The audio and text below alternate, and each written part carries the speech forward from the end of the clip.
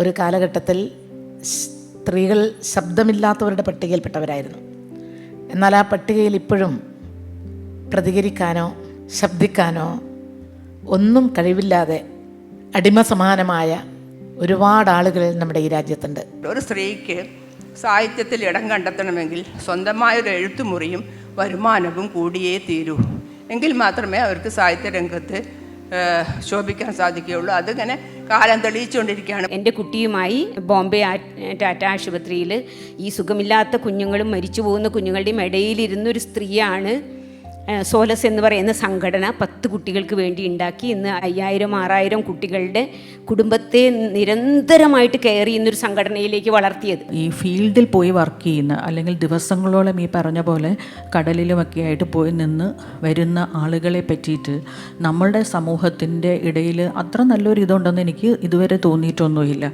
ഒരു തരത്തിൽ പറഞ്ഞാൽ ഒരു അഹങ്കാരി എന്നുള്ള ഒരു പേരോടുകൂടി തന്നെയാണ് ഞങ്ങളെപ്പോലെയുള്ള കുറേ ആളുകൾ ഇവിടെ ജീവിച്ചു പോകുന്നത്. പെൺകരുത്തിൻ്റെ ശബ്ദങ്ങൾ എന്ന് പറയുന്നത് അഭിമാനകരമാണ്. എങ്കിലും ആ ശബ്ദം ആവർത്തിച്ച് മുഴങ്ങേണ്ടതിൻ്റെ ആവശ്യകതയില്ലാത്തൊരു സമൂഹമല്ലേ നമ്മുടെ സ്വപ്നം എന്ന് പറയുന്നത്. ഒരു സ്ത്രീക്ക് അവരർഹിക്കുന്ന ഒരു സ്പേസ് തരണമെങ്കിൽ അത് കുറേ സമയമെടുക്കും. അവർ ഉയർന്ന തലത്തിലായിരിക്കാം, പക്ഷെ വീട്ടിനകത്ത് അവർ സാധാരണ ഒരു സ്ത്രീയാണ്. അവരുടെ ശബ്ദം ദുർബലമാണ്. ഒരു മുഖ്യധാര ഇടം കിട്ടണമെങ്കിൽ ഒരുപാട് പൊരുതേണ്ടിയിരിക്കുന്നു. പ്രത്യേകിച്ച് സാഹിത്യരംഗത്ത് മുഖ്യധാരയിൽ കടന്നെത്തുക എന്ന് പറയുന്ന എഴുത്തുകാരികളെ സംബന്ധിച്ചിടത്തോളം വലിയ വെല്ലുവിളി തന്നെയാണ്. ഓഷനോഗ്രാഫി പോലെ കടലിൽ പോകുന്നു, അങ്ങനെ പോകുന്നു, ഇങ്ങനെ പോകുന്നു എന്നൊക്കെ പറയുമ്പോഴത്തേക്കും അവരെ സ്വീകരിക്കുന്ന ആളുകളുടെ എണ്ണം പരിമിതമായിക്കൊണ്ടിരിക്കുന്ന ഒരു അവസ്ഥയിലേക്ക് കൂടി സ്ത്രീകൾ ഇന്ന് പോകുന്നുണ്ട്. സ്ത്രീകൾ അനുഭവിക്കുന്ന വിവേചനം, അസമത്വം, പീഡനം അല്ലെങ്കിൽ വയലൻസുമായി ബന്ധപ്പെട്ടുകൊണ്ട് ഇത്തരം പ്രശ്നങ്ങൾ ഉണ്ടാകുമ്പോൾ എന്തുകൊണ്ട് സ്ത്രീക്ക് അപ്പം തന്നെ പ്രതികരിക്കാൻ കഴിയുന്നില്ല, എന്തിനാണ് മാസങ്ങൾ കഴിയുന്നതെന്നുള്ള ചോദ്യമുണ്ട്.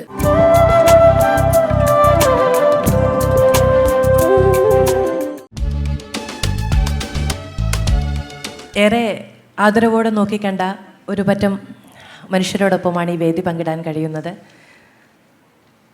ഇങ്ങനെയൊരു വേദി കിട്ടിയതിലുള്ള നന്ദിയും സന്തോഷവും ആദ്യം അറിയിക്കുന്നു. ഇവിടെ എത്തിച്ചേർന്നിരിക്കുന്ന എല്ലാവരും തന്നെ നമുക്ക് ഏറ്റവും പ്രിയപ്പെട്ടവരും നമ്മൾ ആദരവോടെ നോക്കിക്കാണുന്നവരുമാണ്. എന്നിരുന്നാലും അവരെ ഒന്ന് പരിചയപ്പെടുത്തുക എന്നുള്ളത് ഔദ്യോഗികമായ ഉത്തരവാദിത്തമാണ്. പി.കെ. ശ്രീമതി ടീച്ചറെ പരിചയപ്പെടുത്തുക എന്ന് പറയുന്ന ഒരു ടാസ്ക്കാണ് അല്ലേ. അപ്പോൾ എന്തു പറഞ്ഞാണ് ശ്രീമതി ടീച്ചറെ പോലെ കേരളം അറിയുന്ന ഒരു പൊതുപ്രവർത്തകയെ, സാമൂഹ്യ പ്രവർത്തകയെ, നമ്മുടെ മുൻ ആരോഗ്യമന്ത്രിയെ, കേരളത്തിൻ്റെ മുഴുവൻ രാഷ്ട്രീയത്തെയും സ്ത്രീപക്ഷ രാഷ്ട്രീയത്തെയും ഒക്കെ ഏറെ ശബ്ദത്തോടു കൂടി ഉയർത്തി പറയുന്ന ഒരാളെ വീണ്ടും പരിചയപ്പെടുത്തേണ്ടത്. എന്നിരുന്നാൽ പോലും നമ്മുടെ പൊതുജീവിതത്തെ ശക്തമായ ഭാഷയിൽ മുന്നോട്ട് കൊണ്ടുപോകാൻ സാധിച്ചിട്ടുള്ള, ഇപ്പോഴും നമ്മുടെ പ്രതീക്ഷയും വെളിച്ചവുമൊക്കെയായി നിൽക്കുന്ന ആദരണീയായ ശ്രീ പി.കെ. ശ്രീമതി ടീച്ചർ നമ്മുടെ ഈ ചർച്ചയുടെ ഭാഗമാകുന്നു. ശ്രീമതി B.M. സുഹ്റ മലയാളത്തിൻ്റെ പ്രിയപ്പെട്ട ചെറുകഥാകാരിയാണ്, അക്കാദമി അവാർഡ് ജേതാവാണ്. നമ്മുടെ സമൂഹത്തിൻ്റെ എല്ലാ തുറകളിലേക്കും നമ്മുടെ കണ്ണെത്തേണ്ടത് കാലഘട്ടത്തിൻ്റെ ആവശ്യമാണ്. അവിടേക്ക് വെളിച്ചം വീശുന്ന എഴുത്തുകളിലൂടെ നമ്മുടെ പ്രിയപ്പെട്ട കഥാകാരിയായ ശ്രീമതി സുഹ്റ, ഞാൻ വളരെ സ്നേഹത്തോടു കൂടി ഈ വേദി അവരോടൊപ്പം പങ്കിടാൻ കഴിഞ്ഞതിൻ്റെ സന്തോഷം പങ്കുവയ്ക്കുന്നു. നിങ്ങൾക്കും ആ സന്തോഷം ഉണ്ടാകും എന്നെനിക്കറിയാം. ഷിബ അമീർ, നെയ്തെടുക്കുന്നത് ഒരു എപ്പോഴും അല്ലേ സ്വപ്നങ്ങളാണ് സ്ത്രീകൾ പ്രത്യേകിച്ചുമെന്ന് പറയും. സ്വന്തം നഷ്ടങ്ങൾക്ക് മുന്നിൽ നിന്ന് കുഞ്ഞുങ്ങൾക്ക് വേണ്ടിയുള്ള ഒരു വലിയ ചുവടുവെപ്പ്, അതിൻ്റെ മാതൃക എന്താണെന്ന് കേരളത്തിന് കാണിച്ചു നൽകുകയും ഒരുപാട് സ്ത്രീകൾക്ക് ഇപ്പോഴും അവനവൻ്റെ ഏറ്റവും പ്രിയപ്പെട്ട നമ്മുടെ കുഞ്ഞുങ്ങളെന്ന് പറയുന്നതാണ് നമ്മുടെ സ്വത്ത്. അപ്പോൾ അവരെ ചേർത്ത് പിടിക്കാനും അവരെ മുന്നോട്ട് കൊണ്ടുപോകാനുമുള്ള വലിയ ശ്രമങ്ങളിലൂടെ ഒരുപാട് അമ്മമാരുടെ താങ്ങും തണലുമായി മാറിയിരിക്കുന്ന ഏറ്റവും മഹനീയമായ വ്യക്തിത്വമാണ്. ഏറെ സ്നേഹത്തോടു കൂടിയാണ് ഞാൻ അവരോട് ചേർന്നിരിക്കുന്നത് ഈ വേദിയിൽ. അനു ഗോപിനാഥ്, ഞങ്ങൾ കുറച്ചു മുമ്പ് ഇവിടെ അതിഥികൾക്ക് വേണ്ടി ഉള്ള മുറിയിലിരിക്കുമ്പോൾ ഞങ്ങളിൽ ആർക്കും അത്ര സുപരിചിതയായിരുന്നില്ല. പക്ഷേ സ്വാഭാവികമായും ഈ ഒരു ചർച്ചയിലേക്ക് വരുമ്പോൾ ആരാണ് അനു ഗോപിനാഥ് എന്നതൊരു തിരച്ചിൽ വിഷയമായിരിക്കുമല്ലോ. ഈ നമ്മുടെ ഈ ലിറ്ററേച്ചർ ഫെസ്റ്റിവലിൻ്റെ ക്യൂറേറ്റർ പറഞ്ഞു തന്ന വിവരങ്ങളും വായിച്ചറിഞ്ഞ വിവരങ്ങളും വെച്ച് നോക്കുമ്പോൾ അങ്ങേയറ്റത്ത് ആ സാരി ഉടുത്തിരിക്കുന്ന ഏറ്റവും സൗമ്യഭാവമുള്ള പെൺകുട്ടി ഈ ലോകത്തിൻ്റെ ആഴങ്ങളും ഉയരങ്ങളും കീഴടക്കാൻ ഒരു സ്ത്രീക്കും ഒരു പരിമിതിയുമില്ല എന്ന് തെളിയിച്ച വ്യക്തിത്വമാണ്. ഏറെ ആദരവോടും സ്നേഹത്തോടും കൂടിയാണ് ഞാൻ ആ തിളക്കമുള്ള മുഖത്തെ കണ്ടത്. ആ സ്നേഹം ഞാൻ അറിയിക്കുകയും ചെയ്യുന്നു. ചർച്ചയിലേക്ക് കടക്കാമെന്ന് തോന്നുന്നു. സ്വാഭാവികമായും ഒരു ചാനൽ ചർച്ചയുടെ അവതാരിക വരുമ്പോൾ ആരെയും സംസാരിക്കാൻ സമ്മതിക്കില്ലായിരിക്കും എന്നൊരു പൊതുധാരണയുണ്ടെങ്കിൽ ഞാൻ നല്ല അച്ചടക്കമുള്ള കുട്ടിയായി അരികത്തിരിക്കും എന്ന ഉറപ്പും കൂടി നൽകുന്നു. ശ്രീമതി ടീച്ചറിൽ നിന്ന് തുടങ്ങാം. ടീച്ചർ, ഇന്നലെ വൈകുന്നേരം എൻ്റെ തൊഴിലിൻ്റെ ഭാഗമായി 1 മണിക്കൂർ നീണ്ട ചർച്ചയിൽ എനിക്ക് വിഷയമാക്കേണ്ടി വന്നത് പത്തനംതിട്ടയിലെ ഏറെക്കുറെ ഒരു 5 വർഷക്കാലം ഏറ്റവും ദുരിതമായ ജീവിതം നയിക്കേണ്ടി വന്ന ഒരു പെൺകുട്ടി, 64 പേർ ആവർത്തിച്ച് ചൂഷണം ചെയ്തൊരു പെൺകുട്ടിയുടെ ജീവിതത്തെക്കുറിച്ചാണ്. നോക്കൂ, ഈ ലേഡി സൂപ്പർ സ്റ്റാർ ഇല്ലാത്ത, ലേഡി ജേർണലിസ്റ്റ് ഇല്ലാത്ത, ലേഡി പൊളിറ്റീഷ്യൻ ഇല്ലാത്ത, ഒന്നിനും വനിത എന്ന ടാഗ് ഇല്ലാത്ത, അല്ലെങ്കിൽ വനിതകളെ ശാക്തീകരിക്കേണ്ടതിൻ്റെ ആവശ്യകതയെപ്പറ്റി പൊതുസമൂഹത്തോട് ആവർത്തിച്ച് പറയേണ്ട ആവശ്യമില്ലാത്ത സ്വാഭാവികമായ തുല്യത കൽപ്പിച്ചു നൽകുന്നൊരു കാലത്തിന് വേണ്ടിയിട്ടാണ് നമ്മൾ ഇന്ന് സംസാരിക്കുന്നത് എന്ന് ഞാൻ വിചാരിക്കുന്നു. അതിലേക്ക് നമുക്ക് എത്ര ദൂരമുണ്ട്? പെൺകരുത്തിൻ്റെ ശബ്ദങ്ങൾ എന്ന് പറയുന്നത് അഭിമാനകരമാണ് എങ്കിലും ആ ശബ്ദം ആവർത്തിച്ച് മുഴങ്ങേണ്ടതിൻ്റെ ആവശ്യകതയില്ലാത്തൊരു സമൂഹമല്ലേ നമ്മുടെ സ്വപ്നം എന്ന് പറയുന്നത്. സ്വാഭാവികമായ അവകാശവും സ്വാഭാവികമായ സ്വാതന്ത്ര്യവും നമ്മൾ ശ്വസിക്കുന്ന വായുവിനൊപ്പം നമുക്ക് അനുഭവിക്കാൻ കഴിയുന്ന ഒരു കാലത്തേക്ക് എത്ര ദൂരമുണ്ട് ടീച്ചർ? പ്രിയപ്പെട്ടവരെ, എല്ലാവർക്കും എൻ്റെ അഭിവാദ്യങ്ങൾ. ഇത്തരത്തിലൊരു ചർച്ച സംഘടിപ്പിച്ച ലിറ്ററേച്ചർ ഫെസ്റ്റിൻ്റെ ഭാഗമായിട്ട് പെൺകരുത്തിൻ്റെ ശബ്ദം എന്ന വിഷയത്തെ ആസ്പദമാക്കി ഒരു ചർച്ച സംഘടിപ്പിക്കുന്നതിന് തീരുമാനമെടുത്ത നമ്മുടെ പ്രിയപ്പെട്ട നിയമസഭാ സ്പീക്കർ ശ്രീ ഷംസീറിനെ ഞാൻ അഭിനന്ദിക്കുകയാണ്. ഒപ്പം ഈ വിഷയത്തിൻ്റെ പ്രാധാന്യം വളരെ വലുതാണ്. ശബ്ദമില്ലാത്തവരുടെ ശബ്ദം എന്ന് പറയാറുണ്ട്. ഒരു കാലഘട്ടത്തിൽ സ്ത്രീകൾ ശബ്ദമില്ലാത്തവരുടെ പട്ടികയിൽപ്പെട്ടവരായിരുന്നു. എന്നാൽ ആ പട്ടികയിൽ ഇപ്പോഴും പ്രതികരിക്കാനോ അല്ലെങ്കിൽ എതിർക്കാനോ ശബ്ദിക്കാനോ ഒന്നും കഴിവില്ലാതെ വിഷമിക്കുന്ന, കേവലം അടിമ സമാനമായ അല്ലെങ്കിൽ കീടങ്ങളെപ്പോലെ ജീവിക്കേണ്ടി വരുന്ന ഒരുപാട് ആളുകൾ നമ്മുടെ ഈ രാജ്യത്തുണ്ട്. സാമൂഹ്യമായി ഏറ്റവും പിന്നണിയിൽ കിടക്കുന്ന വിഭാഗത്തിൽപ്പെട്ടവരെ ചൂഷണം ചെയ്യാൻ തയ്യാറായി നിൽക്കുന്ന ഒരു ചെറിയ ശതമാനം ആളുകളുടെ കരാളഹസ്തത്തിൽ പെട്ട് പിടഞ്ഞു പോകുന്നവരുടെ കാര്യമല്ല യഥാർത്ഥത്തിൽ ഈ സന്ദർഭത്തിൽ നമ്മൾ ആലോചിക്കുന്നത്. മറിച്ച് പെൺകരുത്തിൻ്റെ ശബ്ദം, അതായത് ഇതിനിടയിലും ഇങ്ങനെ അടിച്ചമർത്തപ്പെട്ടവരുടെ വിഭാഗത്തിൽ നിന്ന് ഉയർന്നു വന്ന നിരവധി സഹോദരിമാർ, അല്ലെങ്കിൽ പെൺകരുത്തിൻ്റെ ശബ്ദം എന്നുള്ള നിലയിൽ 15-ാം നൂറ്റാണ്ടിലും 16-ാം നൂറ്റാണ്ടിലും 18-ാം നൂറ്റാണ്ടിലും ഉണ്ടായിട്ടുണ്ട്. ഇന്നിപ്പോൾ പത്രത്തിൽ മറ്റൊരു വാർത്ത നമ്മൾ ശ്രദ്ധിച്ചിരിക്കുമല്ലോ. താലിബാൻ ഉയർത്തുന്ന വെല്ലുവിളിക്കെതിരെ പ്രതികരിച്ച ലോകത്തിലെ ഏറ്റവും പ്രായം കുറഞ്ഞ, വെടിയുണ്ടയേറ്റിട്ടും അതിനെ അതിജീവിച്ച മലാല യൂസഫ്സായിയെക്കുറിച്ച് ഇന്നത്തെ പത്രത്തിലുണ്ട്. പെൺകരുത്തിൻ്റെ ശബ്ദമാണത്. ഈ ലോകത്തിലാകെയുള്ള പെൺകുട്ടികളുടെ വിദ്യാഭ്യാസത്തിന് വേണ്ടി, അവരുടെ തുല്യതയ്ക്ക് വേണ്ടി പൊരുതുന്ന ഒരു ശബ്ദമാണ് മലാലയുടേത്. പക്ഷേ ആ ശബ്ദം ആ രൂപത്തിൽ തന്നെ എടുക്കാൻ ഈ ലോകത്തിലെ എല്ലാ പെൺകുട്ടികൾക്കും കഴിയുന്നില്ല എന്നുള്ളത് മറ്റൊരു കാര്യം. നമ്മുടെ ഇവിടെ മാത്രമല്ല, നമ്മൾ അന്തർദേശീയ തലത്തിൽ ഈ അടുത്ത കാലത്ത് ന്യൂസിലൻഡിലെ ഒരു ഹന്നയുടെ ശബ്ദം നമ്മൾ കേട്ടില്ലേ? ആ ഹന്ന അവിടെ ന്യൂസിലൻഡ് പാർലമെൻറ്റിലെത്തിയപ്പോൾ ആദ്യം അവർക്ക് പ്രതികരിക്കേണ്ട സന്ദർഭത്തിൽ എങ്ങനെയാണ് പ്രതികരിച്ചത്? എന്തൊരു ആർജവം, എന്തൊരു ഉത്സാഹം, കണ്ടു നിൽക്കുന്നവർക്ക് എന്തൊരു പ്രചോദനം. അതായിരിക്കണം പെണ്ണിൻ്റെ ശബ്ദം, പെണ്ണിൻ്റെ പ്രതികരണം. നമുക്കുണ്ടായിരുന്നു ഒരു ഉണ്ണിയാർച്ച. ആ ഉണ്ണിയാർച്ചയെക്കുറിച്ച് ഓർക്കുമ്പോൾ കോൾമേർ കൊള്ളാത്തവരായിട്ട് ആരും ഉണ്ടാവില്ല. വടക്കൻ മലബാറിൽ അന്നത്തെ ഒരു 15-ാം നൂറ്റാണ്ടിലോ 16-ാം നൂറ്റാണ്ടിലോ ജീവിച്ചിരുന്ന ഉണ്ണിയാർച്ച അങ്ങാടിയിൽ കൂടി പോകുമ്പോൾ ഇതേപോലെ ഒരു കൂട്ടം ഗുണ്ടകൾ ആക്രമിക്കാൻ വന്ന സന്ദർഭത്തിൽ അവർക്കെതിരെ പൊരുതാൻ തൻ്റെ ഭർത്താവിന് സാധിക്കാൻ വന്നപ്പോൾ ഉണ്ണിയാർച്ച തൻ്റെ കയ്യിലുള്ള ഉറുമി കൊണ്ട് എതിരാളികളെയെല്ലാം അരിഞ്ഞു വീഴ്ത്തിയ ഒരു കഥയുണ്ട്. അവരും നമ്മുടെ കേരളത്തിലാണ്. ഝാൻസി റാണിയെക്കുറിച്ച് അതൊരു കെട്ടുകഥയൊന്നുമല്ല.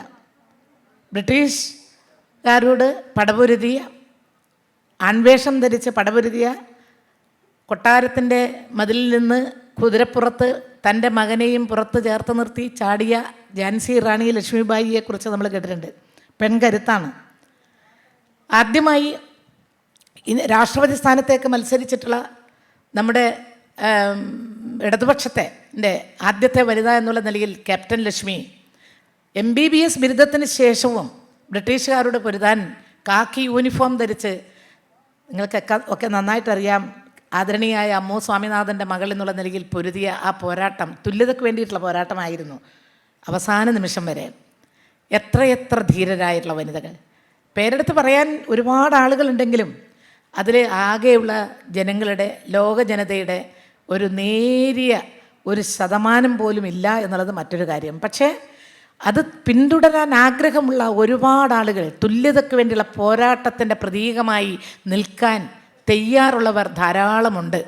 പക്ഷേ അതിൻ്റെ കൂട്ടത്തിൽ മഹാഭൂരിപക്ഷവും നിലനിൽക്കുന്ന സാമൂഹ്യ വ്യവസ്ഥിതിയുടെ ഭാഗമായി നിലനിൽക്കുന്ന പ്രത്യേകിച്ചും മനോഭാവം, സമൂഹത്തിൻ്റെ മനോഭാവത്തിൽ മാറ്റം വരാത്തിടത്തോളം പത്തനംതിട്ടയിലെ ആ 13 വയസ്സുകാരിയായിട്ടുള്ള പെൺകുട്ടി അനുഭവിച്ചിട്ടുള്ള ദുർഗതി പലർക്കും ഉണ്ടാവും.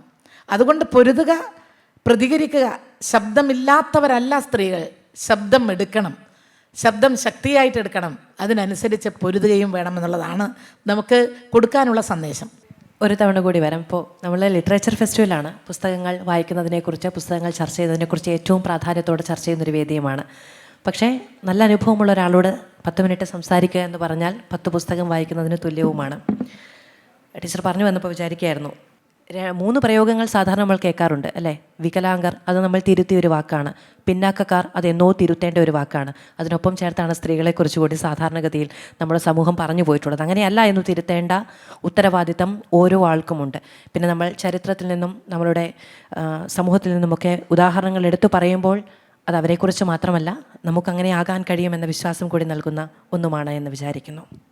ശ്രീമതി BM സുഹറ, ആകാശത്തിൻ്റെ താക്കോൽ അല്ലേ? ആകാശ ലോകങ്ങളുടെ താക്കോൽ, അത് കണ്ടെത്തിയത് എങ്ങനെയാണ്? അങ്ങനെ ഒരു വേറെ വേറെ ലോകങ്ങളിലേക്ക് അല്ലേ, നമ്മുടെ ലോകം ഇന്നതാണ് എന്ന് ആളുകൾ തീരുമാനിക്കുന്ന സമയത്ത് വേറെ വേറെ ലോകങ്ങൾ നമുക്ക് സ്വന്തമാകുമെന്ന കാഴ്ചപ്പാട് അനുഭവത്തിലൂടെ സ്വന്തമാക്കിയത് എന്നാണ്, അതെല്ലാവർക്കും സാധ്യമായ ഒന്നാണ് എന്ന് വിചാരിക്കുകയും ചെയ്യുന്നു. ആകാശഭൂമികളുടെ താക്കോൽ എന്നുള്ള ഒരു തലക്കെട്ട് എനിക്ക് കിട്ടിയത് ഖുർആനിൽ നിന്നാണ്. ഞാൻ സ്ഥിരമായിട്ട് ഖുർആൻ അർത്ഥം അറിഞ്ഞ് വായിക്കുന്ന ഒരാളാണ്. അപ്പോൾ ഞാൻ പലപ്പോഴും നോവൽ എഴുതുന്നതിനേക്കാളും, നോവലോ ചെറുകഥകളോ എഴുതുന്നതിനേക്കാളും വലിയ പ്രയാസമാണ് അതിൻ്റെ പേരിടൽ. അപ്പം ഇങ്ങനെ ഓരോ പ്രാവശ്യവും ഞാൻ ഈ ഖുർആൻ വായിക്കുമ്പോൾ ഇത്തരം എൻ്റെ മനസ്സിൽ സ്ട്രൈക്ക് ചെയ്യുന്ന വാക്കുകളൊക്കെ നോട്ട് ചെയ്ത് വെക്കുമായിരുന്നു. അങ്ങനെയാണ് ആകാശഭൂമികളുടെ താക്കോലിന് ഒരു പേര് കിട്ടിയത്. ആ പേരാദ്യം കിട്ടി, ഇനി എന്തെഴുതണമെന്നൊരു ഐഡിയ ഉണ്ടായിരുന്നില്ല. അപ്പം ഞാൻ കിനാവ് എന്ന് പറഞ്ഞ എൻ്റെ ആദ്യത്തെ നോവലിൻ്റെ പേര് കിനാവ് എന്നാണ്. സത്യം പറഞ്ഞാൽ ഞാനൊരു എഴുത്തുകാരിയാകുമെന്നോ ആകണമെന്നോ മോഹിച്ച ആളല്ല. കാരണം എൻ്റെ ജീവിതം എന്തായിത്തീരണമെന്ന് സ്വപ്നം കാണാനോ അല്ലെങ്കിൽ അങ്ങനെ ആഗ്രഹിക്കാനോ ഉള്ള അധികാരം പോലും എനിക്കുണ്ടായിരുന്നില്ല. വിവാഹപ്രായമെത്തിയാൽ എന്തായാലും കെട്ടിച്ചു വിടും എന്ന് ഉമ്മ നിരന്തരം ഓർമ്മിപ്പിക്കുമ്പോഴും ഉന്നത വിദ്യാഭ്യാസം നേടുന്നതും അതോടൊപ്പം ഉയർന്ന പദവികളിലെത്തുന്നതും ഒപ്പം അന്യാശ്രയമില്ലാതെ ജീവിക്കുന്നതുമൊക്കെ ഞാൻ സ്വപ്നം കാണുമായിരുന്നു. പക്ഷേ അതിനൊന്നും അവസരം കിട്ടിയില്ല. ബിരുദ പഠനം പൂർത്തിയാകുന്നതിന് മുമ്പ് തന്നെ വിവാഹിതയായി തിക്കോടി എന്ന കൊച്ചു ഗ്രാമത്തിൽ നിന്ന് ഈ തിരുവനന്തപുരം നഗരത്തിൽ ചേക്കേറേണ്ടി വന്നു. ഇവിടുത്തെ ആചാരാനുഷ്ഠാനങ്ങളും രീതികളും ഭക്ഷണവും എല്ലാം വേറെയായിരുന്നു. അതെല്ലാം എന്നെ വല്ലാതെ അലോരസപ്പെടുത്തി. മാത്രവുമല്ല, ഒരു പെണ്ണായതുകൊണ്ട് എനിക്ക് അതൊക്കെ സഹിക്കുകയല്ലാതെ മറ്റ് മാർഗമൊന്നും ഉണ്ടായിരുന്നില്ല. അപ്പോൾ അതാണ് എന്നെ എപ്പോഴും വല്ലാതെ ഹോണ്ട് ചെയ്തത്. പെണ്ണായതുകൊണ്ട് ഞാൻ എന്തിനിങ്ങനെ സമരസപ്പെടണം എന്നുള്ള ഒരു ചിന്ത വല്ലാതെ അലോരസപ്പെടുത്തി. അപ്പോൾ എനിക്ക് എന്തെങ്കിലും ആയിത്തീരണമെന്നൊരു അതിമോഹം, ഇക്കാലത്ത് അതിന് അതിമോഹം എന്ന് പറയാൻ പറ്റില്ല, ഇപ്പോഴത്തെ കുട്ടികൾക്ക് സ്വാതന്ത്ര്യമുണ്ട്, അങ്ങനെ ആഗ്രഹിക്കാം. എൻ്റെ കാലത്ത് അത് അതിമോഹമായിരുന്നു. ആ അതിമോഹം സാധിച്ചെടുക്കാൻ വേണ്ടി എനിക്ക് ഒരുപാട് അധ്വാനിക്കേണ്ടി വന്നു.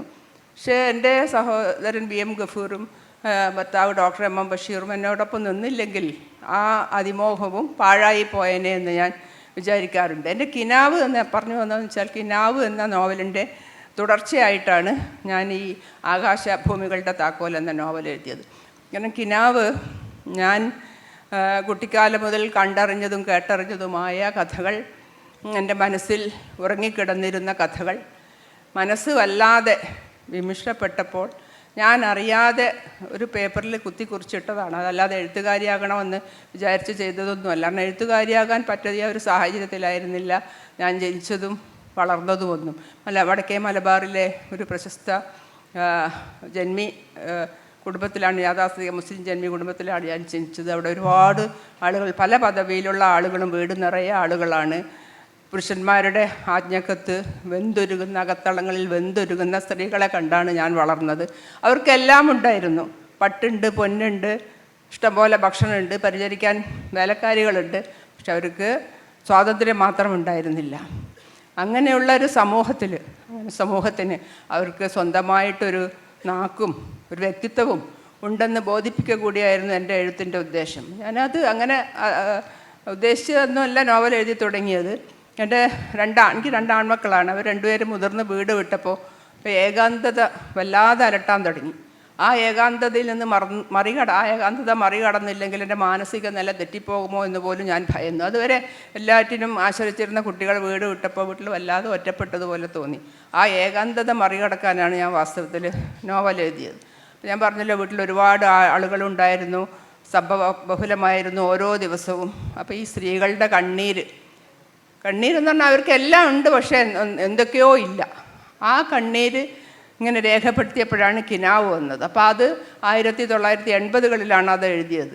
അതിങ്ങനെ എഴുതി കഴിഞ്ഞപ്പം പിന്നെ നോക്കിയപ്പം കാലം മാറുന്നതിനനുസരിച്ച് മുസ്ലിം ജീവിതത്തിൽ ഒരുപാട്, പ്രത്യേകിച്ചും സ്ത്രീകളുടെ ജീവിതത്തിൽ ഒരുപാട് മാറ്റങ്ങൾ വരാൻ തുടങ്ങി. ഈ ഗൾഫ് വാസമൊക്കെ അവരെ കുട്ടികൾക്ക് വിദ്യാഭ്യാസം കൊടുക്കാൻ അവരെ അമ്മമാർ അതിന് തയ്യാറായി.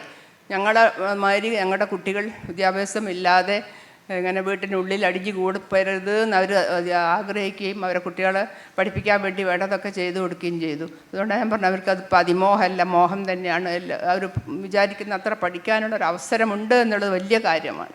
അപ്പം അങ്ങനെയൊക്കെ ഉള്ള ഒരു അവസ്ഥയിലാണ്. അപ്പോൾ അത് കഴിഞ്ഞ് കാലം മാറിയപ്പോൾ മുസ്ലിം ജീവിതത്തിലുണ്ടായ മാറ്റങ്ങൾ രേഖപ്പെടുത്തണമെന്നൊരു മോഹം തോന്നി. അങ്ങനെയാണ് അതിൻ്റെ തുടർച്ച എന്നോണം അതിലെ കഥാപാത്രങ്ങൾ തന്നെ അവരെ 2nd ജനറേഷനും 3rd ജനറേഷനും അത് വിവിധ ദേശങ്ങളിൽ പോയി താമസിക്കുന്ന, ഇപ്പോൾ ഗൾഫ്, USA ഒക്കെ ഉള്ള അവിടെ താമസിക്കുന്ന മുസ്ലിം ജീവിതം എങ്ങനെയാണെന്ന് രേഖപ്പെടുത്തണമെന്ന് തോന്നി. അങ്ങനെയാണ് ആ കൃതി ഉണ്ടായത്. കാരണം ഞാൻ എപ്പോഴും ചിന്തിക്കാറുള്ളത്, എൻ്റെ സമൂഹത്തിലെ സ്ത്രീകളുടെ ജീവിതം ആലങ്കാരികളും പരിവേഷങ്ങളൊന്നും ഇല്ലാതെ രേഖപ്പെടുത്താനാണ് ഞാൻ ശ്രമിച്ചിട്ടുള്ളത്. ഞാൻ പറഞ്ഞല്ലോ, ഒരു വീട്ടിലിങ്ങനെ എപ്പോഴും അകത്തളങ്ങളിൽ വെന്തൊരുകുന്ന ഒരു സമൂഹത്തിന് സ്വന്തമായ ഒരു നാക്കും അവർക്കൊരു വ്യക്തിത്വവും ഉണ്ടെന്ന് ലോകത്തെ ബോധ്യപ്പെടുത്തണം. അതുപോലെ അവരുടെ ജീവിക്കാൻ മറന്നുപോയവരാണ് മിക്ക സ്ത്രീകളും. ഞാൻ തന്നെ പറഞ്ഞല്ലോ, എനിക്ക് അത്യാവശ്യ വിദ്യാഭ്യാസമുണ്ട്, കഴിച്ച ആളും വിദ്യാഭ്യാസം, എന്നിട്ട് പോലും ഞാൻ ഒരുപാട് വല്ലാതെ മാനസികമായി സംഘർഷങ്ങൾ അനുഭവിച്ചിട്ടുണ്ട് വീട്ടിനകത്ത് വെച്ചിട്ട്. അപ്പോൾ അങ്ങനെയുള്ള സ്ത്രീകളെ പുറം ലോകത്തിന് കാണിച്ചു കൊടുക്കണമെന്നുള്ള ഉദ്ദേശത്തോടെ തന്നെയാണ് ഞാൻ എൻ്റെ ആ നോവലൊക്കെ എഴുതിയത്. അതിനു മുമ്പ് പുരുഷന്മാരായ എഴുത്തുകാരുടെ വീക്ഷണകോണിലൂടെയായിരുന്നു മുസ്ലിം ജീവിതം ആളുകൾ വായിച്ചിരുന്നത്. അതിൽ നിന്ന് ഏറെ വ്യത്യസ്തമായിരുന്നു എൻ്റെ കഥാപാത്രങ്ങളും എൻ്റെ വീട്ടിനുള്ളിലെ അകത്തളങ്ങളിലെ സ്ത്രീകളുമൊക്കെ. അതുകൊണ്ടായിരിക്കാം അത് വ്യത്യസ്തമായിട്ട് ആളുകൾക്ക് തോന്നിയത്.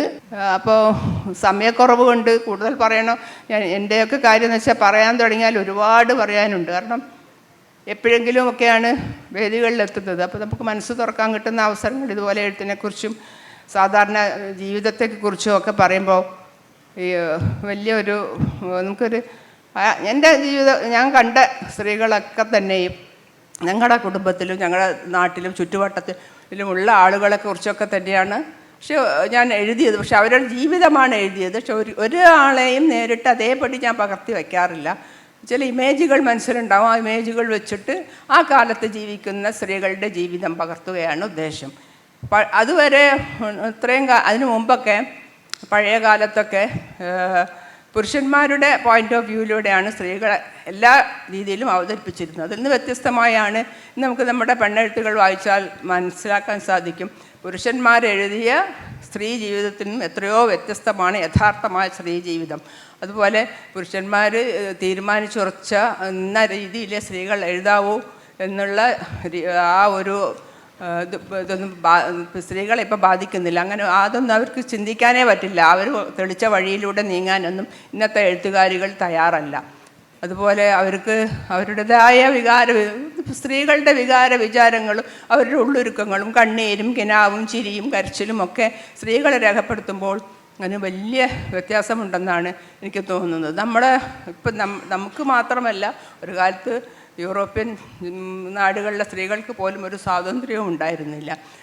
വെർജീനിയ വുൾഫ്, പ്രശസ്ത എഴുത്തുകാരി വെർജീനിയ വുൾഫ് ഒരു കാലത്ത് 1904 എനിക്ക് തോന്നുന്നത് ഓക്സ്ഫോർഡ് യൂണിവേഴ്സിറ്റിയിൽ ഒരു പ്രബന്ധം അവതരിപ്പിക്കാൻ പോയിരുന്നു. അവർക്ക് ശരിക്കും അവർ അവതരിപ്പിക്കേണ്ട വിഷയം സ്ത്രീകളും ഫിക്ഷനും എന്നായിരുന്നു. അതായത് സ്ത്രീകളും നോവൽ സാഹിത്യം. പക്ഷെ അന്ന് അവിടെ പറഞ്ഞത് മുഴുവനും സ്ത്രീകളുടെ ആ കാലത്തെ സ്ത്രീകളുടെ ജീവിതവും അവരുടെ പങ്കപ്പാടുകളും അവരനുഭവിക്കുന്ന വിവേചനങ്ങളും ഒക്കെ തന്നെയായിരുന്നു. അതാണ് പിന്നീട് ഒരു കാലത്ത് റൂം ഓഫ് ഓൺസോൺ എന്ന പേരിൽ ഇംഗ്ലീഷിൽ വന്നത്. അവരൊരു കാര്യം പറയുന്നത് എനിക്ക് എപ്പോഴും സത്യമായിട്ട് തോന്നാറുണ്ട്. ഒരു സ്ത്രീക്ക് സാഹിത്യത്തിൽ ഇടം കണ്ടെത്തണമെങ്കിൽ സ്വന്തമായൊരു എഴുത്തുമുറിയും വരുമാനവും കൂടിയേ തീരൂ. എങ്കിൽ മാത്രമേ അവർക്ക് സാഹിത്യരംഗത്ത് ശോഭിക്കാൻ സാധിക്കുകയുള്ളൂ. അതിങ്ങനെ കാലം തെളിയിച്ചുകൊണ്ടിരിക്കുകയാണ്. അപ്പം നമുക്ക് നമുക്ക് ഒരു തവണ കൂടിയൊക്കെ എല്ലാവരിലേക്കും പോകാൻ വേണ്ടി എന്നോട് ക്ഷമിക്കണം കേട്ടോ. ശ്രീമതി ഷീബ അമീർ, സാമ്പത്തിക സ്വാതന്ത്ര്യം എന്ന് പറയുന്നതാണ് സ്ത്രീക്ക് ഏറ്റവും അനിവാര്യമായ കാര്യം എന്നുള്ളത് ആവർത്തിച്ച് എല്ലാവരും പറയുന്നതാണ്. സാമ്പത്തിക സ്വാതന്ത്ര്യം എന്ന് പറയുന്നത് സാമ്പത്തിക ശേഷിയോ വരുമാനമോ അല്ല, അത് അവനവൻ എങ്ങനെ ഉപയോഗിക്കാൻ കഴിയും എന്നതിൻ്റെ കൂടി സ്വാതന്ത്ര്യമാണ്. കൃത്യമായ മികച്ച വരുമാനം കിട്ടുന്ന ആളുകൾക്കും സ്വന്തം ATM കാർഡ് കയ്യിൽ വെക്കാൻ കഴിയില്ലെങ്കിൽ അതുകൊണ്ട് പ്രത്യേകിച്ച് കാര്യമൊന്നുമില്ല എന്ന് വിചാരിക്കുന്നു.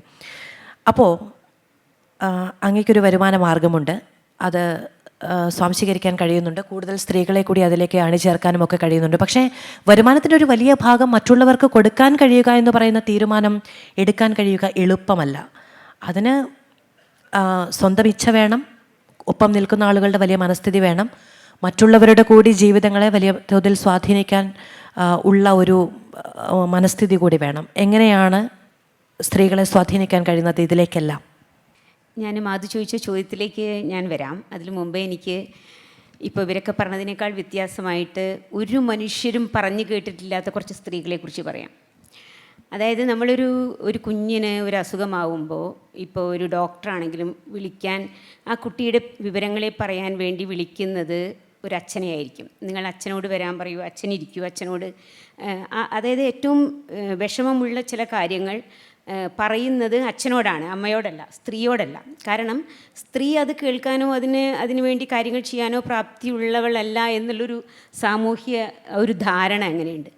പക്ഷെ ഞാൻ നേരെ തിരിച്ചാണ് കാണുന്നത്. അതായത് ഞാൻ ഇടപെടുന്ന സ്ഥലത്ത് സോലസ് എന്ന് പറയുന്നൊരു സംഘടന സുഖമില്ലാത്ത കുട്ടികൾക്ക് വേണ്ടി 10,000 കുട്ടികളുടെ അമ്മമാരെ കാണുന്ന ഒരാൾ എന്നുള്ള നിലയിൽ ഇതിൽ ഒരു പകുതി, ഈ 5,000-ൽ 2,500 കുട്ടികളുടെയും അച്ഛന്മാർ ഈ സുഖമില്ലാത്ത കുട്ടികളെ ഇട്ട് ഓടിപ്പോകുന്നവരാണ്. അതായത് ആ കുട്ടികളുടെ പ്രശ്നങ്ങളെ ഫേസ് ചെയ്യാൻ പറ്റാതെ, അല്ലെങ്കിൽ ആ ഉത്തരവാദിത്തം എടുക്കാൻ പറ്റാതെ ആ എല്ലാ ഭാരവും അമ്മയ്ക്ക് ഇട്ടുകൊണ്ട് ഓടിപ്പോകുന്നവരാണ്. എന്നാൽ ഈ അമ്മമാരാണെങ്കിൽ ഒരു ജീവിതത്തിൽ ഒരു പ്രാവശ്യം പോലും ഒരിക്കൽ പോലും ഈ കുഞ്ഞുങ്ങൾ ഒരു നേരത്തെ ഒരു ഭക്ഷണം വാങ്ങിത്തരാൻ പോലും പ്രാപ്തിയുള്ളവരാവും എന്ന് ഉറപ്പില്ലാത്തവരാണ്. അത്രയും ക്രിറ്റിക്കലായിട്ടുള്ള, അത്രയും ജീവന് അപകടമുള്ള രോഗമുള്ള കുട്ടികളെയാണ്.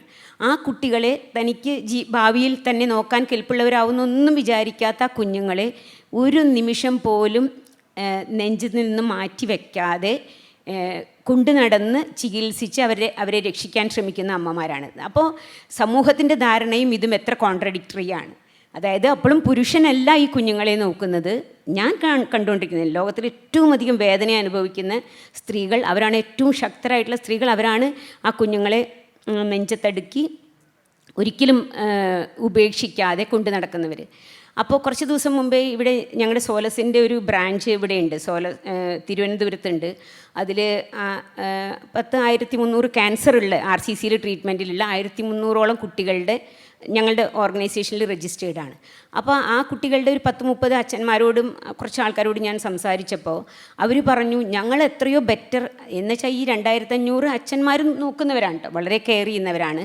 അപ്പോൾ അവർ പറയുകയാണ്, അവരുടെ ഒരു സാക്ഷ്യം പോലെ പറയുകയാണ്, ഞങ്ങൾ എത്രയോ ഭേദമുള്ള അവസ്ഥയിലാണ്, ഞങ്ങൾ പുറത്താണ്, ഞങ്ങൾ ചായ കുടിക്കാൻ പുറത്ത് പോകുന്നു. ഈ കുട്ടികളുടെ അമ്മമാർ നിരന്തരം ഈ കുട്ടികളുടെ അടുത്ത് തന്നെ ഇരിക്കുകയാണ്. അപ്പുറത്തും ഇപ്പുറത്തുള്ള കുട്ടികൾ മരിക്കുന്നത് കാണുന്നു, ബോഡി കൊണ്ടുപോകുന്നത് കാണുന്നു.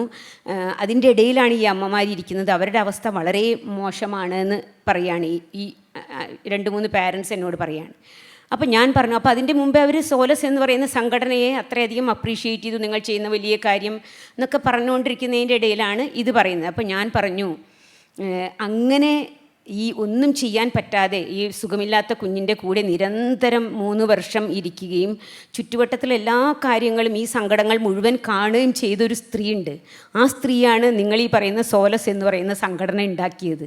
അപ്പോൾ ഞാൻ പറഞ്ഞു വരുന്നത്, ഈ അമ്മമാരുടെ ശക്തി അപാരമാണ്. അങ്ങനെ ഇരുന്നൊരമ്മയായിരുന്നു ഞാൻ. എൻ്റെ കുട്ടിയുമായി ബോംബെ ടാറ്റ ആശുപത്രിയിൽ ഈ സുഖമില്ലാത്ത കുഞ്ഞുങ്ങളും മരിച്ചു പോകുന്ന കുഞ്ഞുങ്ങളുടെയും ഇടയിലിരുന്നൊരു സ്ത്രീയാണ് സോലസ് എന്ന് പറയുന്ന സംഘടന 10 കുട്ടികൾക്ക് വേണ്ടി ഉണ്ടാക്കി. ഇന്ന് 5000-6000 കുട്ടികളുടെ കുടുംബത്തെ നിരന്തരമായിട്ട് കെയർ ചെയ്യുന്നൊരു സംഘടനയിലേക്ക് വളർത്തിയത്.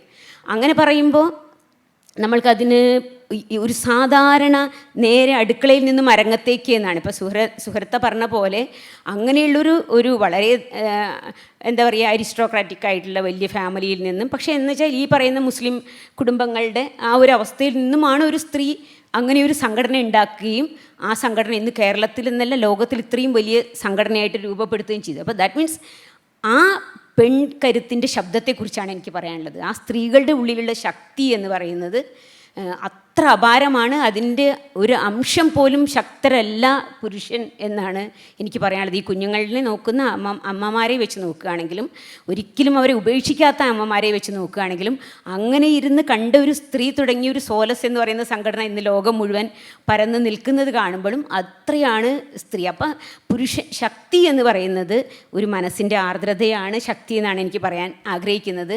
അപ്പം അത് ചോദിച്ച ചോദ്യത്തിലേക്ക് ഒരു ഒറ്റ ഉത്തരം പറയാം. ഇങ്ങനെയൊരു സംഘടന ഇങ്ങനെ എൻ്റെ മോളുടെ കിടക്കക്കരികിലിരുന്നു കൊണ്ട്, ടാറ്റ ആശുപത്രീൻ്റെ കിടക്കക്കരികിലിരുന്നു കൊണ്ട് ഞാൻ ഇങ്ങനെയൊന്ന് ഈ ഇത്രയും വയ്യാത്ത ഈ കുഞ്ഞുങ്ങളുമായിട്ട് ഈ അച്ഛനമ്മമാർ അനുഭവിക്കുന്ന ദുരിതത്തിന് എന്ത് ശമനമുണ്ടാക്കാൻ പറ്റുമെന്ന് എൻ്റെ ഒരു ആലോചനയെ അതൊരു പ്രാബല്യത്തിൽ വരുത്താൻ അതിലല്ലെങ്കിൽ അതിനൊരു സോലസ് എന്ന് പറയുന്ന സംഘടന രൂപീകരിക്കാൻ അത്രയും സ്വാതന്ത്ര്യമില്ലാതെ ഒരു കാരണവശാലും ഇത് ചെയ്യാൻ പാടില്ല, നീ വീട്ടിൽ തന്നെ ഇരിക്കണമെന്ന്.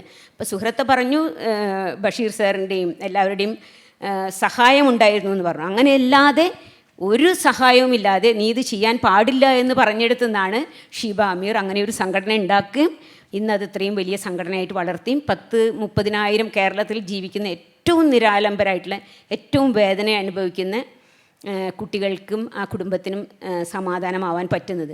അന്ന് ഞാൻ തിരിച്ചറിഞ്ഞൊരു കാര്യമാണ്, സാമ്പത്തിക സ്വാതന്ത്ര്യമില്ലാത്ത ഒരു സ്ത്രീക്ക് ആലോചിക്കാൻ പോലും സ്വാതന്ത്ര്യമില്ല എന്നും. അപ്പോൾ എൻ്റെ ആദ്യത്തെ സമരം ഞാൻ തുടങ്ങുന്നത് സാമ്പത്തിക സ്വാതന്ത്ര്യം നേടാൻ വേണ്ടിയിട്ടായിരുന്നു. അത് പറഞ്ഞതിലൊരു കറക്ഷനും കൂടി, ഞാൻ അങ്ങനെ ഒരു സമ്പത്ത് ഏൺ ചെയ്യുന്ന ഒരാളല്ല. എൻ്റെ സമ്പാദ്യത്തിൽ നിന്നും ഞാൻ എല്ലാം കൊടുക്കുന്നത് എൻ്റെ ജീവിതം തന്നെയാണ് ഞാൻ കൊടുത്തിട്ടുള്ളത്. നേരത്തെ ശ്രീ BM സുഹ്റ പറഞ്ഞു, മോഹം എന്ന് പറയുന്നത് അങ്ങനെ മോഹിക്കാൻ പോലും കഴിയാത്ത പല സാഹചര്യങ്ങളുണ്ടാകും എന്നുള്ളത്. മോഹം എന്ന് പറയുന്നത് വളരെ മനോഹരമായൊരു വാക്കാണ് അല്ലേ. നമുക്ക് ഇഷ്ടങ്ങളുള്ള, ഭംഗിയുള്ള, എത്തിച്ചേരണമെന്ന് ആഗ്രഹിക്കുന്ന ഇതിനോടൊക്കെയാണ് നമുക്ക് മോഹം ഉണ്ടാകുന്നത്. അതിനെ വളരെ ഒരു ക്രൂരമായി മുറിച്ച് കളയുന്നൊരു വാക്ക് ചേർത്താണ് നമ്മൾ അതിമോഹം ഉണ്ടാക്കുന്നത്. അത് എത്തിപ്പിടിക്കാൻ കഴിയാത്തതാണ്, അത് ചെന്നെത്താൻ കഴിയാത്ത ഇടമാണ് എന്നൊക്കെ പറയുന്ന, ഇതെല്ലാം അതിമോഹമാണെന്ന് പറയുന്ന പല ഘടകങ്ങൾ നമുക്കുണ്ട്. അത് കുടുംബമാകട്ടെ, സമൂഹമാകട്ടെ, നമ്മുടെ മുകളിലുള്ളവർ എന്ന് അവർ ചിന്തിക്കുന്നതൊക്കെ ആവട്ടെ. അപ്പോൾ അതിലേക്ക് പറന്നു പോകാനുള്ള കരുത്ത് എല്ലാവർക്കും ഉണ്ടാവുക. ഇല്ല ഇല്ല എന്ന് നിരന്തരം കേൾക്കുന്ന, വേണ്ട വേണ്ട എന്ന് നിരന്തരം കേൾക്കുന്ന സ്ത്രീകൾക്ക് പ്രത്യേകിച്ചും ഉണ്ടാവുക എന്നുള്ളതൊക്കെയാണ് നമ്മുടെ ആഗ്രഹം എന്ന് പറയുന്നത്. ഞാൻ മനസ്സിലാക്കുന്നത്, സുഖമില്ലാത്ത കുഞ്ഞുങ്ങളുടെ അമ്മമാർക്ക് ഒരു തൊഴിൽ എന്ന രീതിയിലൊക്കെയുള്ള ഡയറക്ഷൻസൊക്കെ കൊടുക്കാറുണ്ട്, അവർക്കതിന് വേണ്ടിയുള്ള സഹായമൊക്കെ ചെയ്യാറുണ്ട് എന്നുള്ളതൊക്കെയാണ്. അതൊക്കെ അടക്കമാണ് ഞാൻ അങ്ങനെ പറയുകയും ചെയ്തത്. കൂടുതൽ അറിയുക സംസാരിച്ചാണല്ലോ. അനു ഗോപിനാഥ്, ഞാൻ സുഹൃത്ത് പറഞ്ഞതിൻ്റെ ഒരു തുടർച്ചയായിട്ട് ചോദിക്കാമെന്ന് വിചാരിക്കുകയായിരുന്നു. അങ്ങനെ നമ്മൾ സാധാരണ പെൺകുട്ടികളോട് പറയാം 10ാം ക്ലാസ് കഴിഞ്ഞാൽ പ്ലസ് ടു കഴിഞ്ഞാൽ ഡിഗ്രി, അത് കഴിഞ്ഞാൽ PG, അത് കഴിഞ്ഞ് അതിനിടയിൽ PSC. സർക്കാർ ഓഫീസിൽ ഒരു കസേര എന്നുള്ളതാണ് ഏറ്റവും സുരക്ഷിതമായ തൊഴിൽ മേഖല സ്ത്രീകൾക്ക് എന്നൊക്കെയാണ് എല്ലാവരോടും പറയാറ്. അവിടെ നിന്ന് തീർത്തും വ്യത്യസ്തമായൊരു പ്രൊഫഷൻ എടുക്കുക, അതിനോടുള്ള സ്നേഹവും അതിനോടുള്ള ആഗ്രഹവും ഉള്ളിലുണ്ടാവുക, അവിടേക്ക് കൂടുതൽ പെൺകുട്ടികളെ വഴി നടത്തുക എന്ന് പറയുന്നത് അല്ലേ. പണ്ട് ഗാന്ധിജി അടക്കം പറഞ്ഞിട്ടുള്ളത് ഇന്ത്യയിൽ നിന്ന്, നമ്മുടെ ഒരു സാമൂഹ്യ സാഹചര്യത്തിൽ നിന്ന് കടൽ കടന്നു പോവുക എന്ന് പറയുന്നത് പോലും നമുക്ക് ചിന്തിക്കാൻ കഴിയാത്ത ഒരിടത്ത് നിന്ന് കടലല്ല, ഏതാഴമല്ല, ഏത് ദൂരമല്ല എന്ന് പറഞ്ഞ് ഭൂമിയുടെ അറ്റത്തോളവും ഏറ്റവും ഉയരത്തോളവും ചെന്ന് നിൽക്കാനുള്ള ഒരു തീരുമാനവും തയ്യാറെടുപ്പുകളും ഒക്കെ എങ്ങനെയായിരുന്നു. ഇതെല്ലാം സാധ്യമാണ് എന്ന് ഓരോ പെൺകുട്ടിയോടും പറയാനുള്ള ഒരു ആത്മധൈര്യമൊക്കെ എവിടെ നിന്ന് കിട്ടുന്നു? ആദ്യം തന്നെ ഇന്നിവിടെ വന്നിരിക്കാനായിട്ടൊരവസരം തന്ന കേരള നിയമസഭയ്ക്കും സ്പീക്കർക്കും മറ്റെല്ലാവർക്കും ഞാൻ എൻ്റെ നന്ദി അറിയിക്കുന്നു. സത്യത്തിൽ ഞാനിവിടെ ഇവരുടെയൊക്കെ ഒപ്പം ഇരിക്കാൻ തന്നെ അർഹയാണോ എന്നുള്ളതായിരുന്നു ഞാൻ ഇങ്ങോട്ട് യാത്ര ചെയ്ത് വരുന്ന സമയത്ത് എൻ്റെ മനസ്സിലുണ്ടായിരുന്ന ഒരു ചോദ്യം. കാരണം ഇവരെല്ലാം ചെയ്യുന്നതിൽ നിന്നും തീർത്തും വ്യത്യസ്തമായിട്ടുള്ള ഒരു മേഖലയാണ് എൻ്റേത്. മാധു ചോദിച്ചത് എനിക്ക് തോന്നുന്നു, ഞാൻ ഇപ്പോൾ ഏറ്റവും കൂടുതലായിട്ട് എനിക്ക് തോന്നുന്നു ഓഷ്യനോഗ്രഫിയിലും ഉത്തരധ്രുവത്തിലും അതുപോലെ തന്നെ അന്റാർട്ടിക്കയിലും ലക്ഷദ്വീപ് പോലെയുള്ള ഏരിയയിലും അറേബ്യൻ സീയിലും ഒരു പക്ഷേ ഞാനിപ്പോൾ ഏറ്റവും അധികം നടത്തിക്കൊണ്ടിരിക്കുന്ന ഗവേഷണ പ്രോജക്റ്റുകളുടെ അടിസ്ഥാനത്തിൽ ഏറ്റവും കൂടുതൽ പെൺകുട്ടികളെ ഈ ഒരു മേഖലയിലേക്ക് കൊണ്ടുവരുന്നു, അവരെ പ്രോത്സാഹിപ്പിക്കുന്നു. എന്നോടൊപ്പം തന്നെ ഈ എല്ലാ പര്യവേക്ഷണങ്ങളിലും അവരെ കൂടെ പങ്കാളികളാക്കുന്നു എന്നുള്ളൊരു കാരണമായിരിക്കാം ഒരുപക്ഷെ എന്നെക്കൂടെ ഇവിടേക്ക് ക്ഷണിച്ചത്. ഞാൻ ഈ മേഖലയിലേക്ക് കൊച്ചിൻ യൂണിവേഴ്സിറ്റിയുടെ ഒരു ഇന്ത്യയിലെ തന്നെ ആദ്യത്തെ ഒരു കോഴ്സ് ഹൈഡ്രോ കെമിസ്ട്രി എന്ന് പറയുന്ന ഒരു കോഴ്സ്, അവിടെ നിന്ന് ആ കോഴ്സ് എടുക്കുകയും അവിടെ നിന്ന് PhD എടുക്കുകയും ചെയ്തതിന് ശേഷം എറണാകുളത്ത് തന്നെ അല്ലെങ്കിൽ കേരളത്തിൽ തന്നെ ഏറ്റവും പ്രസിദ്ധമായ വനിതാ കോളേജ് സെൻറ്റ് തെരേസസ് കോളേജിലേക്ക് ഞാൻ ഉടനെ തന്നെ ഞാൻ അവിടെ അധ്യാപന ജോലിയിൽ പ്രവേശിക്കുകയാണ് ചെയ്തത്.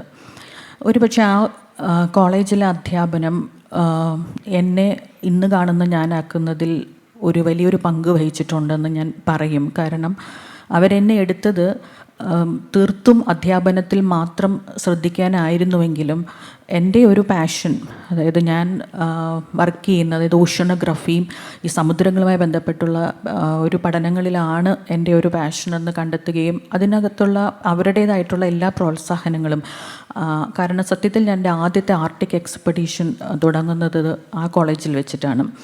അപ്പോൾ അവരുടെ ഒരു ഇതിനകത്ത് വരുന്നൊരു കാര്യമല്ലെങ്കിൽ പോലും എനിക്ക് ആവശ്യമുള്ള എല്ലാ സപ്പോർട്ടും തന്നുകൊണ്ട് എൻ്റെ ഒരു തുടക്കത്തിലേക്ക് എന്നെ കൊണ്ടുവരാനായിട്ട് ശരിക്കും ആ ഒരു വനിതാ സ്ഥാപനം വഹിച്ച ഒരു പങ്ക് കൂടി ഞാനിവിടെ പറയുകയാണ്. അതിനുശേഷമാണ് ഞാൻ Kerala university of fisheries and ocean സ്റ്റഡീസിൽ ജോയിൻ ചെയ്യുന്നത്. പിന്നീട് അങ്ങോട്ട് ഞാൻ ഇന്നിപ്പോൾ 3ഓളം ആർട്ടിക് എക്സ്പെഡീഷനുകളിൽ പങ്കാളിയായി. എൻ്റെ ഒരുപാട് സ്റ്റുഡൻസ്, വിദ്യാർത്ഥിനികൾ, പ്രത്യേകിച്ചും പെൺകുട്ടികൾ ഇതിനോടകം തന്നെ ഒരുപാട് ആർട്ടിക് എക്സ്പെഡീഷൻസിലും അതല്ലാതെ അന്റാർട്ടിക്ക, ദെൻ കോസ്റ്റൽ അന്റാർട്ടിക്ക എക്സ്പെഡീഷൻസിലും എല്ലാം തന്നെ പങ്കാളികളായും ഇനി അടുത്ത ആഴ്ചയും കൂടി പലരും ഇതിനകത്തേക്ക് തന്നെ യാത്ര പുറപ്പെടാനുള്ള ഒരുക്കത്തിലാണ്. അപ്പോൾ ഇത് തീർത്തും ഞാൻ അറിയാതെ കടന്നു വന്ന ഒരു കോഴ്സാണ്. ഞാൻ പറയും, എൻ്റെ അച്ഛനാണ് ഈ കോഴ്സ് എടുക്കാനായിട്ട് എന്നെ സത്യത്തിൽ പ്രേരിപ്പിച്ചത്. കാരണം ഇത് ഇന്ത്യയിൽ ഒരു ആദ്യത്തെ കോഴ്സായിരുന്നു. ഇപ്പം മാധു ചോദിച്ച പോലെ നമുക്കെപ്പോഴും ഒരു ആശങ്കയുള്ളത് ഈ കോഴ്സ് കഴിഞ്ഞാൽ കിട്ടുന്ന ജോലികൾ, അതിൻ്റെ സാധ്യതകൾ. അപ്പോൾ ഈ കോഴ്സ് ഇന്ത്യയിലെ ആദ്യത്തെ കോഴ്സായതുകൊണ്ടും ഇത് പെൺകുട്ടികൾക്ക് പഠിച്ചു കഴിഞ്ഞാൽ ഇത് ഓഷ്യനോഗ്രഫിയിൽ മാത്രം സ്പെഷ്യലൈസേഷനിലേക്ക് വരേണ്ട ഒരു കോഴ്സായതുകൊണ്ടും എനിക്കിതിനെക്കുറിച്ച് സത്യത്തിൽ അത്ര അഗാധമായിട്ട് അന്ന് അറിയില്ലായിരുന്നു. പക്ഷേ എൻ്റെ അച്ഛനാണ് ഇതിനകത്തേക്ക് എന്നെ ഈ കോഴ്സ് എടുക്കണമെന്ന് പറഞ്ഞതും അതിനുശേഷമുള്ള മറ്റ് ഗവേഷണത്തിലേക്കും എല്ലാം എന്നെ തിരിച്ചുവിട്ടത്. അപ്പോൾ എല്ലാ പെൺകരുത്തിൻ്റെ പിന്നിലും എവിടെയെങ്കിലുമൊക്കെ ഒരു എന്താ പറയുക, നമ്മളെ സപ്പോർട്ട് ചെയ്യുന്ന, ആണുങ്ങളായിട്ടും പെണ്ണുങ്ങളായിട്ടും നമ്മളെ സപ്പോർട്ട് ചെയ്യുന്ന ഒരു വിഭാഗമുണ്ട് എന്നുള്ളതും സ്ത്രീകൾക്ക് മുന്നോട്ട് വരാനായിട്ട് വളരെ അത്യന്താപേക്ഷിതമാണ്. കാരണം പിന്നീട് അങ്ങോട്ട് ഞാൻ യൂണിവേഴ്സിറ്റി സെറ്റപ്പിലേക്ക് വന്നപ്പോൾ അത്ര കണ്ട് ഒരു അത്രയും ഒരു സ്മൂത്തായിട്ടുള്ള ഒരു പാതയല്ലായിരുന്നു എനിക്ക്.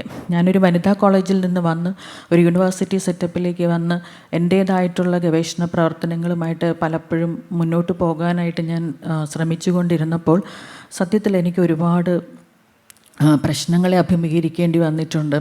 അപ്പോൾ അതിനെയെല്ലാം തരണം ചെയ്ത് എനിക്ക് തോന്നുന്നു ഞാൻ ഇന്ന് ഇന്ത്യയിൽ ISROയുടെയും പിന്നെ national centre for polar and ocean research, ministry of earth സയൻസിൻ്റെയൊക്കെ കേരളത്തിൽ ഒരുപാട് പ്രോജക്റ്റുകൾ ഞാൻ ചെയ്യുന്നുണ്ട്. പക്ഷേ ആ പ്രോജക്റ്റുകൾ ചെയ്ത് എടുക്കുന്നതിനും അതിൻ്റെ ഒരു ഇനീഷ്യൽ ഇംപ്ലിമെൻറ്റേഷൻ സമയത്തും ഞാൻ ഒരുപാട് പ്രശ്നങ്ങളെ അഭിമുഖീകരിച്ചിട്ടുണ്ട്. പക്ഷേ ഞാൻ അതിനെയെല്ലാം തന്നെ വളരെ നന്നായി തരണം ചെയ്തിട്ടുമുണ്ട്. അതുകൊണ്ട് തന്നെ എപ്പോഴും ഞാൻ എൻ്റെ കൂടെ നിൽക്കുന്ന പെൺകുട്ടികളെ കൂടി എൻ്റെ തന്നെ ഒരു മേഖലയിലേക്ക് കൊണ്ടുവരുവാനും അവർക്ക് കൂടി മാക്സിമം അവസരങ്ങൾ കിട്ടണമെന്നും എന്നുള്ളതും ഞാൻ വളരെയധികം ആഗ്രഹിക്കുന്ന ഒരു വ്യക്തി കൂടിയാണ്.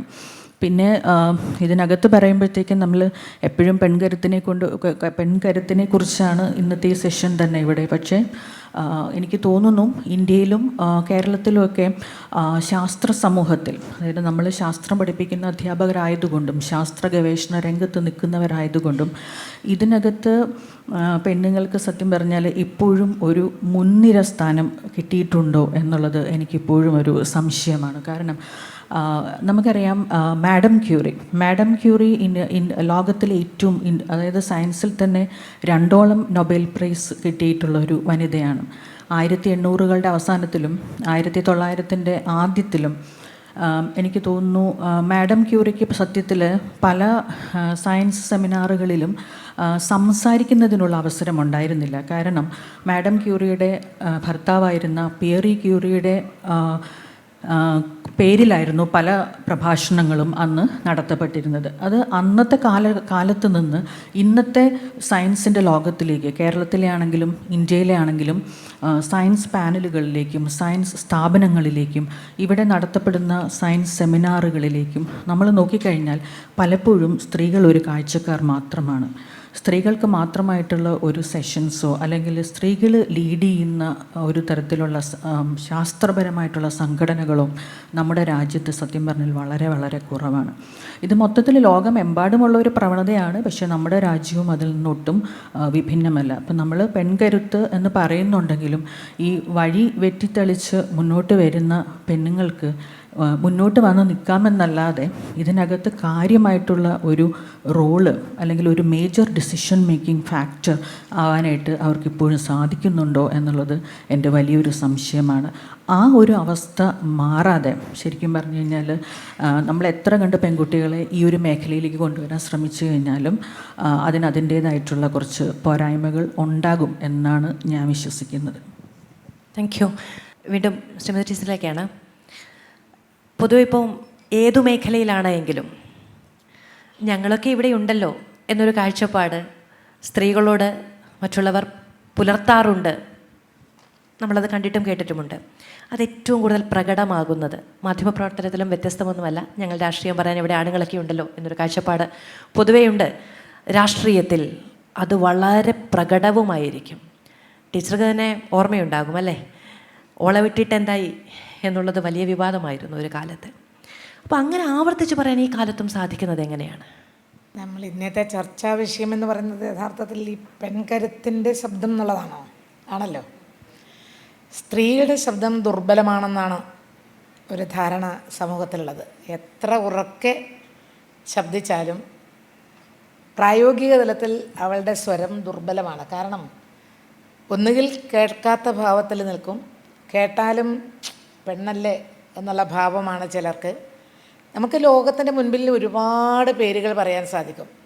ഇന്ത്യൻ യൂണിയൻ പ്രസിഡൻ്റ് ഉണ്ടാവാം, ഇന്ത്യൻ പ്രധാനമന്ത്രി ഉണ്ടാവാം, ഇനി കണ്ണും കാതും ഒന്നും ഇല്ല, വർത്തമാനം പറയാൻ കഴിയാത്ത ലോകപ്രശസ്തയായ ഹെലൻ കെല്ലറുണ്ട്. നമുക്ക് അത് മുതൽക്ക് നമുക്ക് ഒരുപാട് വനിതകളെക്കുറിച്ച് പറയാൻ പറ്റും. പക്ഷേ പ്രശ്നം ഇതല്ല. പെൺകരുത്തിൻ്റെ ശബ്ദം എന്ന ഈ ഒരു വാക്കുകളുടെ സാമൂഹ്യമായിട്ടുള്ള വശം ഏതാണെന്നുള്ളതാണ്. ഞാൻ ചിലപ്പോൾ ചില സ്ഥാനത്ത് എത്തിയിട്ടുണ്ടാകും, അത് വേറൊരു വിഷയമാണ്. പക്ഷേ ഈ ഭൂമുഖത്തുള്ള ജീവിക്കുന്ന ഒരു വലിയ നേർപകുതി എന്ന് പറയുന്ന ഈ വിഭാഗത്തിൻ്റെ പ്രാതിനിധ്യം തീരുമാനമെടുക്കുന്ന വേദികളിൽ എത്രയാണുള്ളത്? ചോദ്യം അതാണ്. അവിടെ ശബ്ദം ഉയരേണ്ടതുണ്ട്. അവകാശങ്ങൾ എന്ന് പറയുന്നത് പുരുഷന് മാത്രമുള്ളതല്ല, സ്ത്രീക്ക് കൂടിയുള്ളതാണ്. റൈറ്റ് എന്ന് പറയുന്നത് അത് ഇന്ത്യയിലായാലും ലോകത്തിൻ്റെ ഏത് ഭാഗത്തായാലും. അപ്പോൾ ശബ്ദം എന്ന് പറയുന്നത് അവകാശത്തിന് വേണ്ടിയാണ്, അവകാശങ്ങൾക്ക് വേണ്ടിയുള്ള ശബ്ദമുയർത്തലാണ്. ആ അവകാശത്തിന് വേണ്ടി ശബ്ദമുയർത്തിയതിലൂടെയാണ് ഒരു കാലത്ത് വോട്ട് ചെയ്യാനുള്ള അവകാശം 1918 മറ്റോ സ്ത്രീകൾക്ക് ലഭിച്ചത്. ആദ്യമായിട്ട് ലോകത്തിൽ ന്യൂസിലൻഡിലാണ് എന്നാണ് കേട്ടത്, അറിയാൻ സാധിച്ചത്. അപ്പോൾ വോട്ട് ചെയ്യാനുള്ള അവകാശത്തിന് വേണ്ടി ശബ്ദമുയർത്തിയിട്ടുണ്ട്. അത് എനിക്ക് കൂടി, നമുക്ക് എല്ലാവർക്കും കൂടി വേണ്ടിയാണ്. അപ്പോൾ ഈ ഭൂമുഖത്ത് ജീവിക്കുന്ന സ്ത്രീകളുടെ 99.4 അതിൻ്റെയും എടുത്താലും അത്രയും വരുന്ന സ്ത്രീകൾ വീട്ടിനകത്തുള്ള ശബ്ദവും ദുർബലമാണ്, തൊഴിലിടങ്ങളിലുള്ള ശബ്ദവും ദുർബലമാണ്, ഇനി മറ്റേതെങ്കിലും യാത്രാവേളകളിലും ശബ്ദം ദുർബലമാണ്. ഒരു ചെറിയൊരു ശതമാനം 0.0001 എന്ന് വരുന്ന ശതമാനം മാത്രമേ യഥാർത്ഥത്തിൽ കരുത്തോടെയുള്ള ശബ്ദം നമുക്ക് എടുക്കാൻ കഴിയുന്നുള്ളൂ. ഈ കരുത്ത് പെൺകരുത്തിൻ്റെ ശബ്ദം എന്ന് പറഞ്ഞാൽ നമുക്ക് കഴിവുണ്ട്. ഇന്ന് കേരളത്തിലെ കുട്ടികൾ എവിടെയൊക്കെയാണ്, ലോകത്തിൻ്റെ ഏത് ഭാഗത്താണ്? അന്റാർട്ടിക്കയിൽ കോളേജ് ഉണ്ടെങ്കിൽ അവിടെയും പോകില്ലേ? പോകുന്നുണ്ട്. പക്ഷെ തിരിച്ചു വന്നു കഴിഞ്ഞാൽ ഏതെങ്കിലും ഒരു സന്ദർഭത്തിൽ സ്ത്രീത്വത്തിന് നേരെ ഉയർന്നു വരുന്ന ഒരു ആക്രമണമോ അല്ലെങ്കിൽ മറ്റേതെങ്കിലും പ്രശ്നമോ ഒന്നു വന്നാൽ അത് പ്രതികരിക്കാനുള്ള അവരുടെ ശേഷിയാണ് യഥാർത്ഥത്തിൽ പെൺകരുത്തിൻ്റെ ശബ്ദം. ഇപ്പോൾ ഉദാഹരണം മീ ടു ഇവിടെ കേരളത്തിൽ ഉയർന്നത് നമ്മൾ അഭിമാനത്തോടുകൂടിയാണ് കണ്ടത്. ഇപ്പോഴെങ്കിലും പ്രതികരിക്കാൻ തോന്നിയല്ലോ എന്നുള്ളത്. എന്നെക്കുറിച്ചല്ല, നമ്മൾ ഈ സമൂഹത്തിൽ സ്ത്രീകൾ അനുഭവിക്കുന്ന വിവേചനം, അസമത്വം, പീഡനം അല്ലെങ്കിൽ വയലൻസുമായി ബന്ധപ്പെട്ടുകൊണ്ട് ഇത്തരം പ്രശ്നങ്ങൾ ഉണ്ടാകുമ്പോൾ എന്തുകൊണ്ട് സ്ത്രീക്ക് അപ്പം തന്നെ പ്രതികരിക്കാൻ കഴിയുന്നില്ല, എന്തിനാണ് മാസങ്ങൾ കഴിയുന്നതെന്നുള്ള ചോദ്യമുണ്ട്. ഇപ്പോൾ നമ്മുടെ ഏറ്റവും ലേറ്റസ്റ്റ് ആയിട്ട് വന്നിട്ടുള്ള ഒരു വിഷയം ഇന്ന് കേരളം ആകെ ചർച്ച ചെയ്തു, ഹണി റോസിൻ്റെ വിഷയം. ഹണി റോസിനെ കുറിച്ച് നമ്മളിപ്പോൾ വളരെ അഭിമാനം തോന്നുന്നു. കാരണം അവസാനമാണെങ്കിലും കുറേയേറെ തുടർച്ചയായിട്ട് ദ്വയാർത്ഥ പ്രയോഗങ്ങളിലൂടെ ക്ഷണിച്ചു വരുത്തി എന്നിട്ട് അധിക്ഷേപിക്കുന്ന ഈ ഒരു കോപ്രാട്ടിത്തരം വഷളത്തരം കാണിച്ചപ്പോൾ അവസാനം പ്രതികരിക്കാൻ തോന്നിയല്ലോ എന്നുള്ളത് അത് പെൺകരുത്തിൻ്റെ ഒരു ശബ്ദമാണ്. നമ്മളെല്ലാം സ്ത്രീകളാണ്. നമുക്ക് തൊഴിലെടുക്കുന്ന വേദികളിൽ എത്ര സന്ദർഭങ്ങളിലാണ് സ്ത്രീകൾ വേട്ടയാടപ്പെടുന്നത്. പക്ഷേ അവർക്കത് പ്രതികരിക്കാനുള്ള ശേഷി അവർ കാണിക്കുന്നുണ്ടോ? അവർ ഉയർന്ന തലത്തിലായിരിക്കാം, പക്ഷേ വീട്ടിനകത്ത് അവർ സാധാരണ ഒരു സ്ത്രീയാണ്, അവരുടെ ശബ്ദം ദുർബലമാണ്. നമുക്ക് ഈക്വൽ സ്റ്റാറ്റസ്, ഈക്വൽ റൈറ്റ്സ്, ഈ തുല്യത എന്ന് പറഞ്ഞാൽ മാത്രം പോരാ. ഇന്ത്യയിൽ പ്രത്യേകിച്ചും ഇന്ത്യൻ ഭരണഘടനയിൽ അനുശാസിക്കുന്ന ആർട്ടിക്കിൾ 14 സ്ത്രീ പുരുഷ സമത്വം എന്ന് പറയുന്നത് എല്ലാ തലത്തിലും, രാഷ്ട്രീയം, സാമൂഹ്യം, സാംസ്കാരികം, വിദ്യാഭ്യാസം അല്ലെങ്കിൽ മറ്റ് തലങ്ങളിൽ എല്ലാറ്റിലും ഒരേപോലെ ആയിരിക്കണം. അതില്ലെങ്കിൽ ശബ്ദമുയർത്താനുള്ള കഴിവുണ്ടാവണം. നമുക്ക് വേണ്ടി ശബ്ദം ഉയർത്തിയിട്ടുണ്ട് നമ്മുടെ പൂർവികർ. ഇന്ന് നാം അതിന് മടിക്കുകയാണ്. എൻ്റെ കാര്യമായാൽ എനിക്കൊന്നും പറയേണ്ട കാര്യമില്ല. അങ്ങനെയല്ല. നമുക്ക് വേണ്ടി നമ്മോടൊപ്പം നിൽക്കുന്നവർക്ക് വേണ്ടി അവരെ ചേർത്ത് നിർത്തി അവരുടെ അവകാശങ്ങൾക്ക് വേണ്ടി പൊരുതുക, അത് ഇന്ത്യൻ സ്ത്രീകളുടെ ആകെ കടമയാണ്. അതാണ് മലാല പറഞ്ഞിട്ടുള്ളത്, അതാണ് ഏറ്റവും അവസാനം ഹണി റോസ് പറഞ്ഞിട്ടുള്ളത്. കുറച്ച് വർഷങ്ങൾക്ക് 2 വർഷങ്ങൾക്ക് മുൻപ് പുരുഷനാണ് എങ്കിൽ പോലും ഇന്ത്യയിലെ പരമോന്നത നീതിപീഠമായ സുപ്രീം കോടതിയുടെ chief justice March 8 international women's ഡേയിൽ അവിടെ വനിതാ ജഡ്ജിമാരുടെ യോഗം വിളിച്ചപ്പോൾ വിരലിലെണ്ണാവുന്നവരില്ല. കുറേ അഭിഭാഷകരുണ്ട്. അദ്ദേഹം പറഞ്ഞത് എന്താണെന്നറിയോ? അന്ന് 2 കൊല്ലം മുമ്പ് 73 നൂറ്റാണ്ട് പൂർത്തിയായിട്ടും സുപ്രീം കോടതിയിൽ ജസ്റ്റിസ് നീതിക്ക് നിയമം വ്യാഖ്യാനിച്ച് വിധി എഴുതാൻ ഈ വിരലിലെണ്ണാവുന്ന ജഡ്ജിമാരേ ഉള്ളൂ. കഷ്ടം തോന്നുന്നു, ലജ്ജ തോന്നുന്നു. നമുക്ക് ഇനി ആഹ്വാനം ചെയ്യേണ്ടിയിരിക്കുന്നത് ഇതാണ്. നമുക്ക് സാധാരണ സാർവദേശീയ തൊഴിലാളി ദിനമുണ്ട്. അതിൽ പറയുന്നത് സർവ്വരാജ്യ തൊഴിലാളികളെ സംഘടിക്കുമെന്നാണ്. അതിന് പകരം ഇങ്ങനെ പറയണമെന്ന് നമ്മുടെ ചീഫ് ജസ്റ്റിസ് പറഞ്ഞത്, സർവ്വരാജ്യ സ്ത്രീകളെ, സഹോദരിമാരെ സംഘടിക്കൂ, നമ്മുടെ അവകാശങ്ങൾക്ക് വേണ്ടി പൊരുതൂ എന്നുള്ളതാണ്. സ്ത്രീത്വത്തിൻ്റെ പദവിക്ക് വേണ്ടി, അവകാശത്തിന് വേണ്ടി ശബ്ദമുയരുമ്പോൾ മാത്രമേ അതൊരു പെൺകരുത്തിൻ്റെ ശബ്ദമായിട്ട് നമുക്ക് മനസ്സിലാക്കാൻ കഴിയൂ. അല്ലാതെ നമുക്കൊരു ചെറിയൊരു സ്ഥാനം, ഞാൻ മിനിസ്റ്ററായിട്ടുണ്ടാവാം, ഞാൻ പാർലമെൻറ്റ് മെമ്പറായിട്ടുണ്ടാവാം, അതൊരു വിഷയമേ അല്ല. അങ്ങനെ എത്ര പേരാണായിട്ടുള്ളത്? യഥാർത്ഥത്തിൽ പകുതി ആവണ്ടേ? അതിനുള്ള നിയമം നിർമ്മിക്കണ്ടേ? ആ നിയമം നിർമ്മിക്കാൻ വേണ്ടി നിയമം നിർമ്മിച്ചിട്ട് എന്താ ഇവിടെ ഉണ്ടായത്? കഴിഞ്ഞ പ്രാവശ്യം 78 ഉണ്ടായത്, ഇപ്രാവശ്യം പാർലമെൻറ്റിൽ 74 ഉള്ളൂ. ഇതാണ് നിയമം നിർമ്മിച്ചുകൊണ്ടുള്ള ഗുണം. ഇവിടെയൊക്കെ ഉയരേണ്ടത് നല്ല കരുത്തോട് കൂടിയിട്ടുള്ള സ്ത്രീകളുടെ ശബ്ദം. അതാണ് ഹണി റോസ്, കലാകാരിയാണ്, സിനിമാ രംഗത്തുള്ള ഒരു നല്ല പ്രഗത്ഭയായിട്ടുള്ള നടിയാണ്. അവസാനം അവർ പറഞ്ഞതും അതുതന്നെയാണ്. ഈ നാട്ടിലെ, ഈ ലോകത്തിലുള്ള, ഈ രാജ്യത്തുള്ള, കേരളത്തിലുള്ള സ്ത്രീകൾക്കെല്ലാവർക്കും വേണ്ടി ഞാൻ പൊരുതാൻ തയ്യാറാണെന്നാണ്. അങ്ങനെയാണ് അവർ പറഞ്ഞത്. ഞാനത് തീർച്ചയായിട്ടും അതുതന്നെയാണ് പ്രധാനപ്പെട്ട ഒരുപാട് വനിതകൾ ആവശ്യപ്പെടുന്നത്. മലാലയും ഇന്നത്തെ പത്രത്തിൽ പറഞ്ഞത് അതാണ്. വിദ്യാഭ്യാസം, പെൺകുട്ടികളുടെ വിദ്യാഭ്യാസം പാടില്ല എന്ന് പറഞ്ഞ താലിബാൻ ജനൽ കൊട്ടിയടക്കുമ്പോൾ, അടുക്കളയുടെ വാതിൽ കൊട്ടിയടക്കുമ്പോൾ അവിടെ നമ്മൾ പ്രതികരിക്കാനുള്ള ശേഷി സ്ത്രീകൾക്ക് ഉണ്ടാവണം. അടുക്കളയിലുള്ള ഒരു ചെറിയ വാതിലിൽ കൂടി മറ്റുള്ളവരെ കാണുമോ എന്ന് ശങ്കിച്ച് അഫ്ഗാനിസ്ഥാനിൽ എല്ലാ വീടുകളുടെയും അടുക്കളയുടെ ജനലങ്ങ് കൊട്ടിയടച്ചിരിക്കുന്നു. എന്തൊരു പതനമാണ് നമ്മുടെ ഭൂമുഖത്ത് നടക്കുന്നത്. ഇതിനൊക്കെ പ്രതികരിക്കാൻ മലാലയെപ്പോലുള്ള പാകിസ്ഥാനിലുള്ള ഒരു പെൺകുട്ടി വെടിയേറ്റ് എന്നിട്ട് ജീവിച്ചിരിക്കുന്ന ഒരു രക്തസാക്ഷിയാണ്. അവരെ ഇപ്പോഴും ധീരമായിട്ട് പിന്നെ പൊരുതുന്നു. ആ ശബ്ദമാണ് നമുക്ക് കേൾക്കാൻ ആഗ്രഹം. ഇനി വരുന്ന യുവതലമുറയിൽ നിന്ന് സ്ത്രീത്വത്തിൻ്റെ പദവിക്ക് വേണ്ടി, സ്ത്രീ തുല്യതയ്ക്ക് വേണ്ടിയിട്ടുള്ള ആ കരുത്തുള്ള ശബ്ദമാണ് കേൾക്കാൻ എനിക്ക് ആഗ്രഹം. ശ്രീമതി ബി എം സുഹ്റ, ഇപ്പോൾ ടീച്ചർ പറഞ്ഞു പകുതി ആകാശത്തിൻ്റെയും പകുതി ഭൂമിയുടെയും അവകാശികളാണ് സ്ത്രീകൾ എന്നുള്ളത്. അവനവനൊരാകാശവും കാലുചവിട്ടി നിൽക്കുന്ന ഇടവുമുണ്ടല്ലോ, അതിലേക്ക് കൂടി എങ്ങനെ കടന്നു ചെല്ലാമെന്ന നിരന്തര പരീക്ഷണങ്ങളിൽ ഏർപ്പെടുന്ന മാനസിക നിലയുള്ള മനുഷ്യരെ കൂടി ഉൾക്കൊള്ളുന്നതാണ് നമ്മുടെ സമൂഹം എന്നുള്ളതാണ്. ഇപ്പോൾ നമ്മൾ ഒരു സമൂഹം, ഒരു തലമുറ കടന്നു പോകുമ്പോൾ വിചാരിക്കുന്നത് കൂടുതൽ പ്രബുദ്ധതയുള്ള, കൂടുതൽ തുറന്ന മനസ്സുള്ള, അവനവൻ്റെ വ്യക്തി സ്വാതന്ത്ര്യങ്ങളെപ്പറ്റി നല്ല ധാരണയുള്ള, മറ്റുള്ളവരുടെ സ്വാതന്ത്ര്യങ്ങളെ കുറിച്ചുകൂടി നല്ല ധാരണയുള്ള സമൂഹം കടന്നു വരും എന്നാണ്. പക്ഷേ ഞാൻ തുടക്കത്തിൽ ശ്രീമതി ടീച്ചറോട് ചോദിച്ചപ്പോൾ പറഞ്ഞു, ഇന്നലെ പത്തനംതിട്ടയിലുണ്ട ഒരു സംഭവത്തിൽ 20 മുതൽ 30 വരെ പ്രായപരിധിയിലുള്ള പ്രതികളാണ് കൂടുതൽ എന്ന് വിചാരിക്കുന്നു. അപ്പോൾ കടന്നു പോകുന്ന ഈ തലമുറകൾ നമുക്ക് അങ്ങനെ പ്രത്യാശ നൽകുന്നുണ്ടോ? തീർച്ചയായിട്ടും. നമ്മൾ എന്ത് പറഞ്ഞാലും പുതുതലമുറ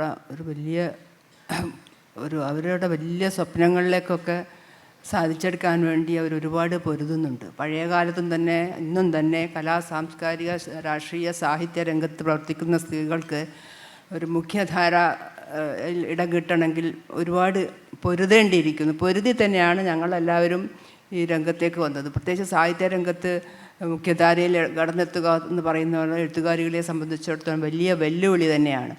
നമ്മുടെ പൂർവ്വ ചരിത്രം പരിശോധിച്ചാൽ നമുക്ക് കാണാൻ സാധിക്കും. ഈ സാഹിത്യ രംഗത്ത് ഇടം പിടിക്കാൻ വേണ്ടിയിട്ട് നമ്മുടെ രാജലക്ഷ്മിക്ക് ആത്മഹത്യ ചെയ്യേണ്ടി വന്നു. സരസ്വതി അമ്മയെപ്പോലുള്ളവർക്ക് ഒരുപാട് മാനസിക സംഘർഷങ്ങളും അതുപോലെ തന്നെ വിവേചനങ്ങളും നേരിടേണ്ടി വന്നു. നമ്മുടെ മാധവിക്കുട്ടിയാണെങ്കിൽ സ്വന്തം ജീവിതം തന്നെ പണയപ്പെടുത്തിക്കൊണ്ടാണ് ഈ സാഹിത്യത്തിൻ്റെ മുഖ്യധാര സ്ഥാനത്ത് അവരെ സ്ഥാനം ഉറപ്പിച്ചത്. അപ്പോൾ അതൊരു വലിയ വെല്ലുവിളി തന്നെയാണ്. അത് സാംസ്കാരിക രംഗത്ത് പ്രവർത്തിക്കുന്നവർക്ക്. അപ്പം അതുകൊണ്ട് എളുപ്പമല്ല എഴുത്തിലൂടെ നമ്മുടെ സന്ദേശം വായനക്കാരിൽ എത്തിക്കുക എന്നത് അത്ര എളുപ്പമുള്ള കാര്യമല്ല. കാരണം പ്രത്യേകിച്ച് സ്ത്രീകൾ മാനസിക സമ്മർദ്ദങ്ങൾ തുറന്നെഴുതുമ്പോൾ മാനസിക സമ്മർദ്ദങ്ങൾ ഏറെ അനുഭവിക്കേണ്ടി വരാറുണ്ട്. അപ്പോൾ ഇതിപ്പോൾ ഈ ഒരുപാട് പഴയ കാലത്തൊക്കെയാണ് നമ്മൾ വാക്കുകൊണ്ടും മൊഴിനോട്ടങ്ങൾ കൊണ്ടൊക്കെ ആയിരുന്നു സ്ത്രീകളെ എതിർത്തിരുന്നത്. സോഷ്യൽ മീഡിയാസിലൂടെ നിരന്തരം സ്ത്രീകളെ പീഡിപ്പിച്ചുകൊണ്ടിരിക്കുന്ന ഒരു വിഭാഗം, അത് ആണും പെണ്ണും ഉണ്ട് എന്ന് പറയുന്നതിൽ എനിക്ക് സങ്കടമുണ്ട്. നമ്മുടെ എല്ലാ മേഖലകളിലും സ്ത്രീകളെ വളരെ മോശപ്പെട്ട രീതിയിൽ തെറി പറഞ്ഞുകൊണ്ട് നമ്മുടെ ജീവിതത്തിൽ ഒരിക്കലും കേൾക്കാത്ത തെറികളൊക്കെ നമ്മൾ കേൾക്കേണ്ടി വരാറുണ്ട്. ഞാനും ഇതുപോലെ ഒരുപാട് സാഹചര്യങ്ങൾ മറികടന്നുകൊണ്ട് തന്നെയാണ് ഈ സാഹിത്യ രംഗത്ത്, പ്രത്യേകിച്ചും ഒരു മുസ്ലിം സ്ത്രീ ആദ്യമായിട്ടാണ് കേരളത്തിൽ മുസ്ലിം ജീവിതം എഴുതിയത്. അതിനു മുമ്പ് എൻ്റെ മുൻഗാമികൾ അവരുടെ പോയിൻ്റ് ഓഫ് വ്യൂവിലൂടെ ആയിരുന്നു മുസ്ലിം ജീവിതം എഴുതിയിരുന്നത്. അതുകൊണ്ട് മാത്രമാണ് എനിക്ക് ആദ്യത്തെ മുസ്ലിം സ്ത്രീ വ്യത്യസ്തമായ രീതിയിൽ മുസ്ലിം ജീവിതം അവതരിപ്പിച്ചത് കൊണ്ട് മാത്രമാണ് എനിക്ക് സാഹിത്യത്തിൽ ഇടം കണ്ടെത്താൻ സാധിച്ചത്. അപ്പം അത് ഒരു വെല്ലുവിളിയായി നമ്മൾ ഏറ്റെടുക്കേണ്ടിയിരിക്കുന്നു. ഇന്ന് ഞാൻ വിചാരിക്കാറുണ്ട്, ആദ്യകാലത്തൊക്കെ എഴുത്ത് നിർത്തിയാലോ എന്ന് പോലും ഞാൻ വിചാരിച്ചിരുന്നു. ഇനി മതി, എന്തിനാ വെറുതെ സ്വസ്ഥത നശിപ്പിച്ച് ഇവിടെ ഇങ്ങനെ തുടരുന്നത്, ഒരു ഭാഗത്തുനിന്നും ഒരു നല്ല വാക്ക് പോലും ഇല്ലല്ലോ. പ്രത്യേകിച്ചും കുടുംബങ്ങളിൽ നിന്ന്, പുറത്തുനിന്ന് നേരിട്ടതിനേക്കാളും ഞാൻ ഏറെ സമ്മർദ്ദങ്ങൾ നേരിടേണ്ടി വന്നത് സ്വന്തം കുടുംബത്തിൽ തന്നെയാണ്. കാരണം വലിയ കുടുംബമാകുമ്പോൾ ഒരു കുടുംബത്തിൽ നല്ല കാര്യങ്ങളും ചീത്ത കാര്യങ്ങളും സംഭവിക്കും. അപ്പം ഈ കുടുംബത്തിൻ്റെ നല്ലതല്ലാത്ത കാര്യങ്ങളൊക്കെ പുറം ലോകത്തെ അറിയിച്ചു അപമാനിക്കുന്നു എന്നൊക്കെ പറഞ്ഞിട്ട് കല്യാണ സദസ്സുകളിലും മരണ സദസ്സുകളിലൊക്കെ പലപ്പോഴും ഒറ്റപ്പെട്ടു പോയിട്ടുണ്ട്. ആ ഒറ്റപ്പെടലുകളും ആ കുറ്റപ്പെടുത്തലുകളും ഒക്കെ സഹിക്കാനുള്ള കരുത്ത് എനിക്ക് ഉണ്ടായത് എൻ്റെ എഴുത്തിലൂടെയാണ്. അതിൽ കുടുംബഭാരങ്ങൾക്കിടയിൽ ഒരുപാട് പുസ്തകങ്ങൾ വായിക്കാതെ പോയിട്ടുണ്ട്, ഒരുപാട് രചനകൾ ഞാൻ വിചാരിച്ചതുപോലെ എഴുതാൻ സാധിക്കാതെ പോയിട്ടുണ്ട്. പക്ഷെ അപ്പോഴൊക്കെയും ഞാൻ സമാധാനപ്പെട്ടതും മനസ്സ് വല്ലാതെ നീറുമ്പോൾ എപ്പോഴും സ്വയം ആശ്വസിപ്പിക്കുന്നത് എഴുത്തിൽ ഒരു കോംപ്രമൈസ് ചെയ്യേണ്ടി വന്നിട്ടില്ലല്ലോ. കുറച്ചാണ് എഴുതിയതെങ്കിലും അത് എൻ്റെ സംതൃപ്തിക്കനുസരിച്ചിട്ടും എൻ്റെ വായനക്കാരെ തൃപ്തിപ്പെടുത്താൻ പറ്റിയ രീതിയിലുമാണ് ഞാൻ എഴുതിയിട്ടുള്ളത് എന്നൊരു ആത്മവിശ്വാസം മാത്രമാണ് എനിക്ക്.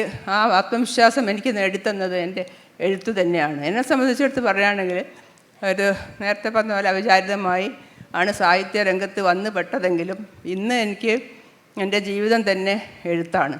പറഞ്ഞല്ലോ, ഒരു മുസ്ലിം സമുദായത്തിലെ സ്ത്രീകളെ ഒരു അലങ്കാരങ്ങളും പരിവേഷവും ഇല്ലാതെ അവരുടെ യഥാർത്ഥ ജീവിതം വായനക്കാരുടെ മുമ്പിൽ കൊണ്ടുവരിക എന്നതുകൂടി എൻ്റെ ലക്ഷ്യമായിരുന്നു. കാരണം ജീവിക്കാൻ മറന്നുപോയ ഒരു വിഭാഗത്തിന് ജീവിക്കാൻ അർഹതയുണ്ട്, അവരെ ആ പുറം ലോകം അറിയണമെന്നുള്ള ചിന്തയോടുകൂടി തന്നെയാണ് മിക്ക കഥാപാത്രങ്ങളെ ഞാൻ സൃഷ്ടിക്കാറുള്ളത്. ഇങ്ങനെയൊക്കെ അല്ലെങ്കിൽ വീട്ടിൻ്റെ അകത്തളങ്ങളിൽ അടുക്കളയിൽ എരിഞ്ഞടങ്ങേണ്ടിയിരുന്ന എൻ്റെ ജീവിതം ഇന്നിപ്പോൾ നിങ്ങളുടെ മുമ്പിൽ ഇരിക്കാൻ എന്നെ പ്രാപ്തയാക്കിയതിൻ്റെ എഴുത്ത് മാത്രമാണ് എന്നുള്ളൊരു ആത്മവിശ്വാസം എനിക്കുണ്ട്. ഇനിയും ഉള്ള ഇത്തിരി കാലം ഇതുപോലെ തന്നെ എൻ്റെ സഹോദരിമാരുടെ ഉള്ളൊരുക്കങ്ങളും അവരുടെ അസ്വാരസ്യങ്ങളും അസ്വസ്ഥതകളും ഒക്കെ പുറം ലോകത്തെ അറിയിക്കാനായിട്ട് വേണം ജീവിക്കാൻ. നമുക്ക് ഇനി എത്ര കാലമാണെന്നുള്ള യാതൊരു ഗ്യാരണ്ടിയും ഇല്ല. ഞാൻ പറയും, റെസീറ്റൊക്കെ എഴുതി വെച്ചിട്ടുണ്ടാവും, ഞങ്ങൾക്ക് മുറിക്കേണ്ട ആവശ്യം ഉണ്ടാവുള്ളായിരിക്കും. പക്ഷെ ആ കാലത്തിനിടയിലും ഇങ്ങനെയൊക്കെ എഴുതാൻ സാധിച്ചാൽ തന്നെ വലിയൊരു എന്താ പറയുക, വലിയ നേട്ടമായിട്ടാണ് അതൊരു പെണ്ണിൻ്റെ കരുത്തായിട്ട് തന്നെയാണ് ഞാൻ കാണുന്നത്.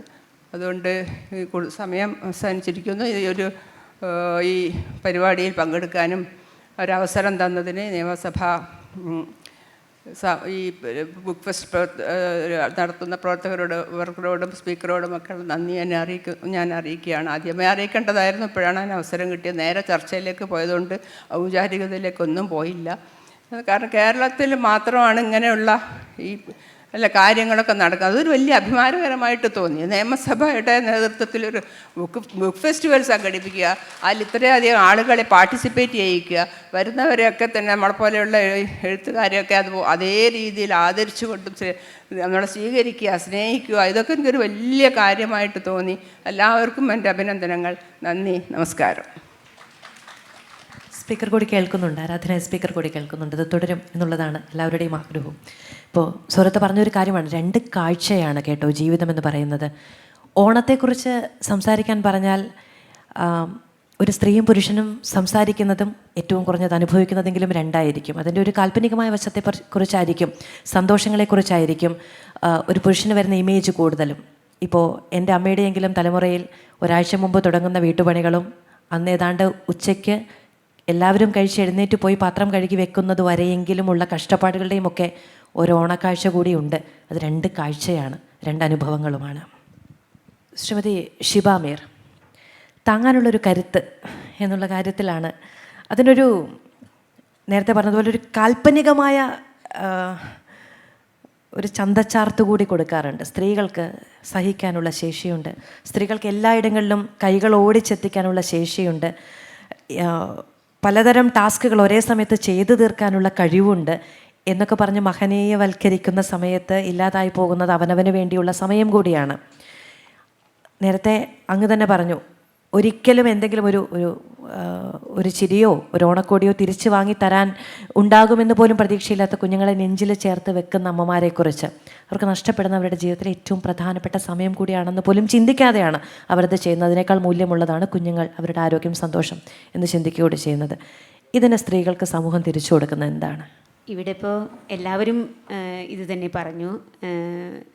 സമൂഹം, അത് ശ്രീമതി ടീച്ചറും പറഞ്ഞു, സ്ത്രീകളുടെ ശക്തി, സ്ത്രീകൾ കരുത്തരാണ്, അവർ മുന്നോട്ട് വരുന്നില്ല, മുന്നോട്ട് വരണം എന്നൊക്കെ പറയുമ്പോൾ ഞാൻ മനസ്സിലാക്കുന്നൊരു കാര്യം, തീർച്ചയായിട്ടും പുരുഷനേക്കാൾ അത്രയധികം ശക്തയാണ് സ്ത്രീ, ഒരു സംശയമില്ല അതിൽ. പക്ഷെ അത് അംഗീകരിക്കാൻ പുരുഷന് ഭയങ്കര ബുദ്ധിമുട്ടാണ്, ഈ സമൂഹത്തിന് ഭയങ്കര ബുദ്ധിമുട്ടാണ് അത് അംഗീകരിക്കാനുള്ളത്. ഇപ്പോൾ ഷീബ അമീർ ഇത്രയും വയ്യാത്ത കുട്ടികളുടെ കാര്യങ്ങൾ ചെയ്യുന്ന സോലസ് എന്ന് പറയുന്ന സംഘടന നടത്തുന്നു എന്ന് പറയുമ്പോൾ ഒരു സ്ഥലത്തേക്ക് അതേപോലെ ഇന്ന് കേരളത്തിൽ പ്രവർത്തിക്കുന്ന മനുഷ്യരുടെ പ്രശ്നങ്ങളെ ഇടപെട്ട് പുരുഷൻ നയിക്കുന്ന ഒരുപാട് സംഘടനകളൊക്കെ അങ്ങനത്തെ ഉണ്ട്. അതേപോലെ സ്ത്രീ, ഇപ്പോൾ ശിവ നയിക്കുന്നൊരു സംഘടനയുണ്ട്. നമ്മൾ എവിടെയെങ്കിലും ഒരു പൊതു ഇടത്തിൽ വിളിക്കുമ്പോൾ ഒന്നാമതോ രണ്ടാമതോ ഷീബയെ വിളിക്കാൻ ബുദ്ധിമുട്ടാണ് പുരുഷ സമൂഹത്തിന്. ഈ സമൂഹത്തിന് തീർച്ചയായിട്ടും അത് ബുദ്ധിമുട്ടാണ്. നിരന്തരം ഞാനത് കണ്ടുകൊണ്ടിരിക്കുന്ന കാര്യമാണ്. കാരണം ഇവരൊക്കെ ചെയ്യുന്നതിനേക്കാൾ ഇരട്ടി ഒരു 100 ഇരട്ടി കൂടുതൽ ചെയ്യുന്ന ഒരാളാണ് ഞാൻ. പക്ഷേ അത് അംഗീകരിക്കാൻ തീർച്ചയായിട്ടും ഈ സമൂഹത്തിന് ബുദ്ധിമുട്ടുണ്ട്. അപ്പോൾ മാധു ചോദിച്ച ചോദ്യത്തിൻ്റെ അതാണ്, ഇങ്ങനെയൊക്കെ ചെയ്യുന്ന സ്ത്രീക്ക് എന്താണ് തിരിച്ചു കൊടുക്കുന്നതെന്ന്. നിർബന്ധിതമായിട്ടുള്ളൊരു അവസ്ഥ ഇപ്പം ഉണ്ട്, കൊടുത്തേ പറ്റൂ എന്നുള്ളൊരു അവസ്ഥയിൽ തന്നെ വളരെ ബുദ്ധിമുട്ടിയിട്ടാണ് ഇവർ ഈ സ്പേസ് വിട്ടുകൊടുക്കുന്നത്. അത് പക്ഷേ it will take A long time. അതിന് ഇപ്പോൾ എനിക്ക് നമ്മുടെ ബഹുമാനപ്പെട്ട സ്പീക്കറോട് സന്തോഷമുണ്ട്, ഇവിടെ ഈ പെൺകരുത്തിൻ്റെ ശബ്ദങ്ങൾ എന്നുള്ളൊരു, ഇപ്പോൾ ഈ ഇതിന് ചർച്ചയിൽ വിളിച്ചതിനോ അല്ലെങ്കിൽ ഇങ്ങനെയൊന്നും സംഘടിപ്പിച്ചതിനല്ല, ഈ പെൺകരുത്തിൻ്റെ ശബ്ദങ്ങൾ എന്നുള്ളൊരു ടോപ്പിക് ഇതിൽ വെക്കുക എന്നുള്ളത് ഒരു വളരെ പ്രസക്തമായിട്ടുള്ള കാര്യമാണ്. അത് നിരന്തരം നമ്മൾ സംസാരിച്ചു കൊണ്ടേയിരിക്കണം, നമ്മൾ അതിനെക്കുറിച്ച് പറഞ്ഞുകൊണ്ടേയിരിക്കണം. ഞാൻ എപ്പോഴും പറയും, ഇപ്പോൾ ഞാൻ തൃശ്ശൂർ ജീവിക്കുന്ന ഒരാളാണ്. ഇപ്പോൾ സാഹിത്യ അക്കാദമിയിൽ ഒരു പ്രോഗ്രാം നടക്കുന്നുണ്ടെങ്കിൽ കസേരകൾ ഇങ്ങനെ ഇട്ടുകയാണെങ്കിൽ ഒറ്റ സ്ത്രീകൾ മുന്നോട്ട് വന്നിരിക്കാൻ, അവർ 2ാമത്തെ റോ അല്ലെങ്കിൽ 3ാമത്തെ റോയിൽ വന്നിരിക്കും. ഞാൻ ഒരിക്കലും അങ്ങനെ ഇരിക്കാറില്ല, ഞാൻ ഏറ്റവും മുന്നിൽ തന്നെ വന്നിരിക്കും. അത് ഓരോ സ്ത്രീയും തിരിച്ചറിഞ്ഞ്, അതായത് പിടിച്ചു വാങ്ങുക എന്നുള്ളത് തന്നെയാണ് വേണ്ട കാര്യം, അല്ലാണ്ട് ആരും നമുക്ക് കൊണ്ടുതരുമെന്ന് പ്രതീക്ഷിക്കുകയേ വേണ്ട.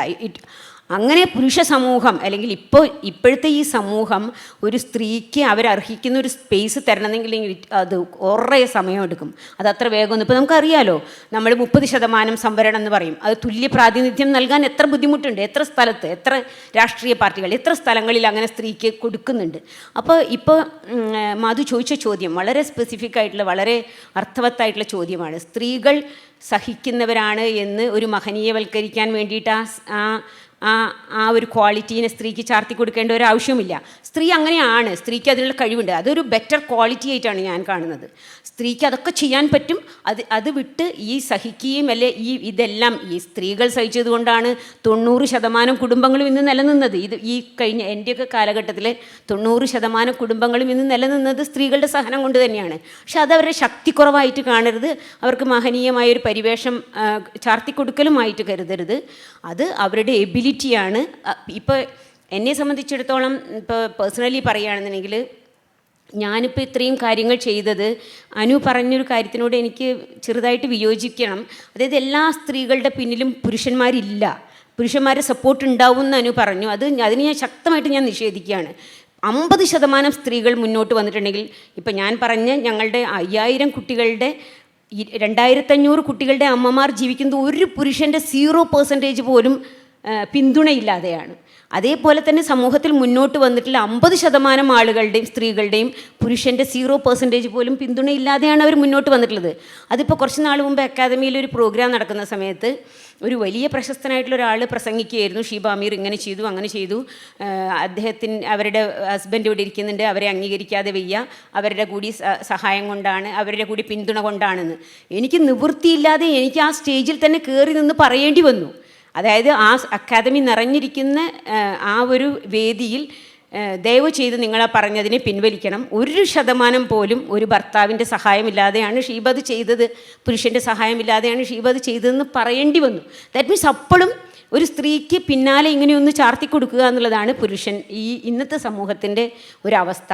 അപ്പം സ്ത്രീ സഹിക്കുന്നിടത്ത് സമൂഹം എന്ത് തരണമെന്ന് ചോദിച്ചാൽ, സ്ത്രീക്ക് അർഹതയുള്ളതിൻ്റെ ഒരു അംശം പോലും ഇന്നത്തെ സമൂഹം സ്ത്രീക്ക് കൊടുക്കുന്നില്ല.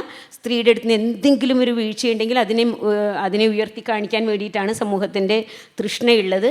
പ്രത്യേകിച്ചും പൊതു ഇടങ്ങളിലേക്ക് പോകുന്നൊരു സ്ത്രീക്ക് കുടുംബത്തിൽ അത്രയധികം ബാലൻസ് ചെയ്യേണ്ടി വരുന്നുണ്ട്. അത് ശരിക്കും ഒരു റിസർച്ച് സബ്ജക്റ്റ് തന്നെ ആക്കേണ്ടതാണ് പൊതു ഇടങ്ങളിലേക്ക് പോകുന്ന സ്ത്രീകളുടെ കുടുംബത്തിൻ്റെ പ്രശ്നങ്ങളെക്കുറിച്ചിട്ടുള്ളത്. സത്യം പറഞ്ഞാൽ അത്രയും ബുദ്ധിമുട്ടി തന്നെയാണ് ഓരോ സ്ത്രീയും മുന്നേറാൻ വേണ്ടി ശ്രമിക്കുന്നത്. അതിൽ കൂട്ടിച്ചേർക്കാനൊരു തമാശയുണ്ട്.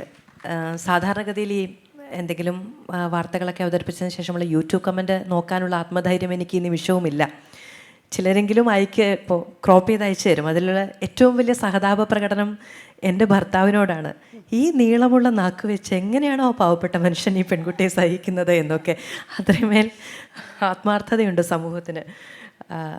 നാക്കും വാക്കും സ്വന്തമാകുന്നതിൻ്റെ ആത്മവിശ്വാസത്തെക്കുറിച്ച് നേരത്തെ സുഹൃത്ത് പറയുകയും ചെയ്തല്ലോ, അതുകൊണ്ടത് കൂട്ടിച്ചേർത്തതാണ്. അതൊക്കെ ഒരു സമൂഹത്തിന് സഹിക്കാൻ കഴിയാത്ത, മറ്റുള്ളവരുടെ സഹനത്തിൽ നിന്ന് മാത്രം സ്വന്തമാക്കാൻ കഴിയുന്ന, ഷിബ മിർ ചൂണ്ടിക്കാണിച്ചതുപോലെ ഒരു വളരെ പ്രിവിലേജ്ഡ് ആയിട്ടുള്ള കുടുംബ സാഹചര്യത്തിൽ നിന്ന് മാത്രം സ്വന്തമാക്കാൻ കഴിയുന്നതാണ് സ്ത്രീ വിജയങ്ങൾ എന്നുള്ള കാഴ്ചപ്പാടിൽ നിന്നുണ്ടാകുന്ന നിർദോഷകരമെന്ന് ആവർത്തിച്ച് നമ്മളെ ബോധിപ്പിക്കാൻ ശ്രമിക്കുന്ന തമാശകൾ എന്ന് പറഞ്ഞു പോകും.